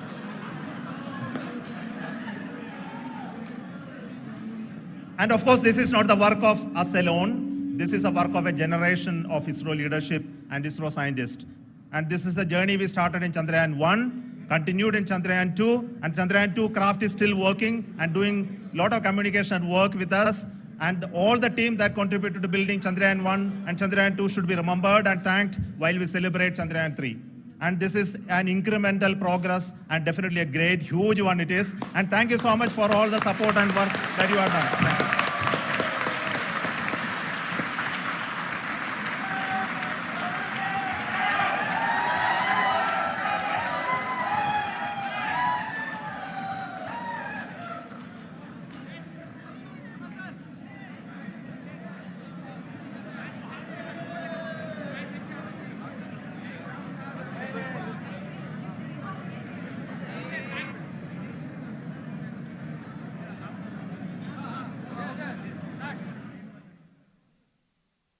S ವೀಕ್ಷಕರೇ, ನಾವು ನೋಡ್ತಾ ಇದ್ದೀವಿ ಇಸ್ರೋ ವಿಜ್ಞಾನಿಗಳಲ್ಲಿ ಎಷ್ಟು ಸಂತಸ ಇದೆ ಅಂತಂದರೆ, ಒಂದು ಯುದ್ಧವನ್ನು ಗೆದ್ದಷ್ಟು ಸಂತಸ, ಈ ಒಂದು ಅದಕ್ಕಿಂತ ಹೆಚ್ಚು ಸಂತಸ ಬಹುಶಃ ವಿಜ್ಞಾನಿಗಳಲ್ಲಿ ಇದೆ ಅಂತ ಹೇಳಿದ್ರೆ ಬಹುಶಃ ತಪ್ಪಾಗ್ಲಿಕ್ಕಿಲ್ಲ. ನಾವು ನೋಡ್ತಾ ಇದ್ದೀವಿ ಎಲ್ಲ ವಿಜ್ಞಾನಿಗಳು, ಇಸ್ರೋ ಸೈಂಟಿಸ್ಟ್ಗಳು ಯಾರ್ಯಾರಿದ್ದಾರೆ ಎಲ್ಲರ ಮುಖದಲ್ಲಿಯೂ ಮಂದಹಾಸ. ಪ್ರಧಾನಮಂತ್ರಿ ನರೇಂದ್ರ ಮೋದಿ ಅವರು ಮಾತನಾಡ್ತಾ ಹೇಳಿದ್ರು, ಎಲ್ಲ ವಿಜ್ಞಾನಿಗಳಿಗೂ ಕಂಗ್ರ್ಯಾಚುಲೇಟನ್ನು ಮಾಡಿದ್ರು, ನೀವು ಮಾಡಿದಂತಹ ಕೆಲಸಕ್ಕೆ ಪ್ರತಿಫಲ ಸಿಕ್ಕಿದೆ ಅನ್ನುವಂತಹ ಮಾತನ್ನು ಕೂಡ ಹೇಳಿದರು. ಇಡೀ ಜಗತ್ತಿಗೆ ಇದು ಅನುಕೂಲವಾಗತ್ತೆ, ಇಡೀ ಜಗತ್ತಿಗೆ ನಾವು ಕೂಗಿ ಹೇಳ್ತೇವೆ, ಭಾರತ ಚಂದ್ರನ ದಕ್ಷಿಣ ಧ್ರುವದಲ್ಲಿ ಲ್ಯಾಂಡ್ ಆಗಿದೆ. ಅಲ್ಲಿ ತನ್ನ ಕಾರ್ಯಾಚರಣೆಯನ್ನು ಮುಂದುವರಿಸುತ್ತೆ. ಮುಂದಿನ 14 ದಿನಗಳ ಕಾಲ ಈ ಕಾರ್ಯಾಚರಣೆ ಮುಂದುವರಿಯುತ್ತೆ. ಈ ಕಾರ್ಯಾಚರಣೆಯಲ್ಲಿ ಹಲವಾರು ಪ್ರಯೋಗಗಳಾಗ್ತವೆ. ಹಲವಾರು ಪ್ರಯೋಗಗಳ ನಂತರದಲ್ಲಿ, ಅಂದರೆ ಚಂದ್ರನ ಒಂದು ದಿನ, ಭಾರತದ ಅಂದರೆ ಭೂಮಿಯ 14 ದಿನಗಳು. ಸೊ ಈ 14 ದಿನಗಳು ಅಲ್ಲಿ ಕೆಲಸವನ್ನು ಮಾಡುತ್ತೆ ಈ ರೋವರ್, ಪ್ರಜ್ಞಾನ್ ರೋವರ್. ಇನ್ನೇನು ಕೆಲ ಗಂಟೆಗಳಲ್ಲಿ ಚಂದ್ರನ ಮೇಲ್ಮೆಯ ಮೇಲೆ ಇಳಿಯುತ್ತೆ ಅನ್ನುವಂತಹ ಮಾಹಿತಿಯು ಕೂಡ ಸದ್ಯಕ್ಕೆ ಇರ್ತಕ್ಕಂಥದ್ದು. ಎಲ್ಲ ಪ್ರಾಜೆಕ್ಟ್ ಮ್ಯಾನೇಜರ್, ಮಿಷನ್ ಡೈರೆಕ್ಟರ್ ಇವರೆಲ್ಲರೂ ಕೂಡ ಮಾತಾಡಿದರು, ಬಹಳ ಉತ್ಸುಕರಾಗಿದ್ದರು, ಬಹಳ ಖುಷಿಯಾಗಿದ್ದರು. ಇಷ್ಟು ವರ್ಷಗಳ ಅಂದರೆ 4 ವರ್ಷಗಳ ಕಾಲ ಮಾಡಿದಂತಹ ಕೆಲಸ ವ್ಯರ್ಥವಾಗಲಿಲ್ಲ, ಸಫಲವಾಯಿತು ಅನ್ನುವಂತಹ ಖುಷಿ ಅವರೆಲ್ಲರಲ್ಲಿಯೂ ಕೂಡ ಇದೆ. ಚಂದ್ರಯಾನ 3ಕ್ಕೆ ಸಾಕಷ್ಟು ಜಾಗತಿಕ ಮಹತ್ವ ಇತ್ತು. ಇದುವರೆಗೂ ಕೂಡ ಯಾವುದೇ ದೇಶ ಚಂದ್ರನ ದಕ್ಷಿಣ ಧ್ರುವದಲ್ಲಿ ಇಳಿದಿಲ್ಲ. ಅಲ್ಲಿ ಇಳಿಯುವ ರಷ್ಯಾದ ಪ್ರಯತ್ನವೂ ಕೂಡ ವಿಫಲವಾಗಿದೆ. ಹೀಗಾಗಿ ಚಂದ್ರಯಾನ 3 ನೌಕೆಯ ಮೂಲಕ ಲಭ್ಯವಾಗಬಹುದಾದಂತಹ ಅತ್ಯಮೂಲ್ಯ ಮಾಹಿತಿಯು ಭಾರತಕ್ಕೆ ಮಾತ್ರವಲ್ಲದೆ ಮುಂದಿನ ದಿನಗಳಲ್ಲಿ ಜಾಗತಿಕ ಬಾಹ್ಯಾಕಾಶ ಉಡ್ಡಯನ ಕ್ಷೇತ್ರ, ರಾಕೆಟ್ಗಳ ಇಂಧನ, ಬೇರೆ ಬೇರೆ ಗ್ರಹಗಳಲ್ಲಿ ಸುಸ್ಥಿರ ಜೀವನಕ್ಕೆ ನೆರವಾಗಬಲ್ಲದು. ಹೀಗಾಗಿ ಈ ಯೋಜನೆಯ ಮೇಲೆ ಇಡೀ ವಿಶ್ವದ ಕಣ್ಣು ಇತ್ತು ಅನ್ನುವಂಥದ್ದು ಭಾಳ ಸಂತೋಷದ ಸಮಯ. ಚೇರ್ಮನ್ ಇಸ್ರೋ ಡಾಕ್ಟರ್ ಸೋಮನಾಥ್ ಅವರು ಮಾತನಾಡ್ತಾ ಇದ್ದಂಥ ಸಂದರ್ಭದಲ್ಲಿ ಹೇಳಿದರು, ಪ್ರಧಾನಮಂತ್ರಿಗಳು ನನಗೆ ಕರೆಯನ್ನು ಮಾಡಿ, ಪ್ರಧಾನಮಂತ್ರಿಗಳು ಇದಕ್ಕಿಂತ ಮುಂಚಿತವಾಗಿ ಎಲ್ಲರನ್ನೂ ಇಸ್ರೋ ವಿಜ್ಞಾನಿಗಳನ್ನು ಉದ್ದೇಶಿಸಿ ಮಾತನಾಡಿದರು, ತಮ್ಮ ಖುಷಿಯನ್ನು ಕೂಡ ಹಂಚಿಕೊಂಡ್ರು. ಅವರ ಜೊತೆಗೆ ಇಸ್ರೋ ವಿಜ್ಞಾನಿಗಳೆಲ್ಲರೂ ಕೂಡ ತಮ್ಮ ಸಂತೋಷವನ್ನು ಹಂಚಿಕೊಂಡ್ರು. ಬಹುಶಃ ದಕ್ಷಿಣ ಆಫ್ರಿಕಾದಿಂದಲೇ ಒಂದು ಆನ್ಲೈನ್ ಮುಖಾಂತರವಾಗಿ ಈ ಒಂದು ಸಂತಸದ ಸನ್ನಿವೇಶಕ್ಕೆ ಪ್ರಧಾನಮಂತ್ರಿ ನರೇಂದ್ರ ಮೋದಿ ಅವರು ಕೂಡ ಸಾಕ್ಷಿಯಾಗಿದ್ದರು. ಹಿಂದಿನ ಬಾರಿ ಚಂದ್ರಯಾನ 2 ನಡೆಯುವಂತಹ ಸಂದರ್ಭದಲ್ಲಿ ಅವರು ಬೆಂಗಳೂರಿನಲ್ಲಿಯೇ ಇದ್ದರು. ಈಗ ಕಾರ್ಯದ ನಿಮಿತ್ತ ದಕ್ಷಿಣ ಆಫ್ರಿಕಾಗೆ ತೆರಳಿರುವಂತಹ ಸಂದರ್ಭದಲ್ಲಿ ಆನ್ಲೈನ್ನ ಮುಖಾಂತರವಾಗಿ ಎಲ್ಲ ಇಸ್ರೋ ವಿಜ್ಞಾನಿಗಳನ್ನು ಉದ್ದೇಶಿಸಿ ಮಾತನಾಡಿ ಅವರಿಗೆ ಕಂಗ್ರ್ಯಾಚುಲೇಷನ್ಸನ್ನು ಹೇಳಿದ್ದಾರೆ. ಅದರ ಜೊತೆಗೆ ಇಸ್ರೋ ಚಂದ್ರಯಾನ 3ರಲ್ಲಿ ಸಕ್ಸಸ್ಫುಲ್ ಆಗಿದೆ ಅನ್ನೋದನ್ನು ನಾವಿಲ್ಲಿ ಹೇಳಬೇಕು. ಅದರ ಜೊತೆಗೆ ಚಂದ್ರ ಒಂದು ಟ್ವೀಟ್ ಮಾಡಿದ್ದಾನಂತೆ, India I reached my destination and you too ಅಂತ ಹೇಳಿ. ಚಂದ್ರಯಾನ್ ಮಿಷನ್ ಈ ಒಂದು ಟ್ವೀಟನ್ನು ಮಾಡಿರ್ತಕ್ಕಂಥದ್ದು. ಇಸ್ರೋಯಿಂದ ಈ ಒಂದು ಟ್ವೀಟ್ ಬಂದಿದೆ. Chandrayaan-3 has successfully soft landed on the moon. But ಎಂಥ ಖುಷಿಯ ಸಂಗತಿ ಅಂತಂದರೆ, ನಮ್ಮ ಆಫೀಸ್ನಲ್ಲೂ ಕೂಡ ಇರ್ತಕ್ಕಂಥ ಎಲ್ಲ ಎಂಪ್ಲಾಯಿಗಳು ಭಾಳ ಖುಷಿಯಿಂದ ಚಪ್ಪಾಳೆಯನ್ನು ತಟ್ಟುವ ಮುಖಾಂತರವಾಗಿ ಎಲ್ಲರ ಹಾರೈಕೆಯೂ ಕೂಡ ಅದೇ ಆಗಿತ್ತು. ಕೇವಲ ರಾಜ್ಯ ಮಾತ್ರವಲ್ಲದೆ ರಾಷ್ಟ್ರದಾದ್ಯಂತ, ವಿಶ್ವದಾದ್ಯಂತ ಹಲವು ಹಾರೈಕೆಗಳು ಈ ಒಂದು ಚಂದ್ರಯಾನ 3 ಯಶಸ್ಸಿಗೆ ಕಾರಣವಾಗಿದೆ ಅಂತ ಹೇಳಿದ್ರೆ ಬಹುಶಃ ತಪ್ಪಾಗಲಿಕ್ಕಿಲ್ಲ. ಭಾಳ ಖುಷಿಯಾಗ್ತದೆ. ಇದು ನಾವೀಗ ಮೊಬೈಲ್ನಲ್ಲಿ ದೃಶ್ಯಾವಳಿಗಳನ್ನು ನೋಡ್ತಾ ಇರುವಂತಹ ಈ ದೃಶ್ಯ ಏನಿದೆ, ಅದು ಸಾಫ್ಟ್ ಲ್ಯಾಂಡಿಂಗ್ ಆಗುವಂತಹ ದೃಶ್ಯ. ಕೇವಲ ಇನ್ನೇನು ಕೆಲವು ಮೀಟರ್ಗಳು ಅಂತರದಲ್ಲಿ ಇರ್ತಕ್ಕಂಥದ್ದೊಂದು ದೃಶ್ಯ ಇದು. ಅಲ್ಲಿ ಇಳಿಬೇಕಾದಂಥ ಸಂದರ್ಭದಲ್ಲಿ ಸುಮಾರು 500 ಮೀಟರ್ ಆಲ್ಟಿಟ್ಯೂಡ್ ಇರ್ತಕ್ಕಂಥದ್ದು, ಇಲ್ಲಿ ಆಲ್ಟಿಟ್ಯೂಡ್ ಇರ್ತಕ್ಕಂಥದ್ದು ಲೋಕಲ್ ನ್ಯಾವಿಗೇಷನ್ನಲ್ಲಿ ನಡೀತಾ ಇದೆ. ಬಟ್ ಕಡಿಮೆ ಸ್ಪೀಡ್ನಲ್ಲಿ ಹೋಗ್ತಾ ಇರುವಂತಹ ದೃಶ್ಯಾವಳಿಗಳು. ಮತ್ತೊಮ್ಮೆ ವೀಕ್ಷಕರ ಅನುಕೂಲಕ್ಕಾಗಿ ನಾನು ಈ ಒಂದು ವಿಚಾರವನ್ನು ತಿಳಿಸ್ತಾ ಇದ್ದೀನಿ. 345 ಮೀಟರ್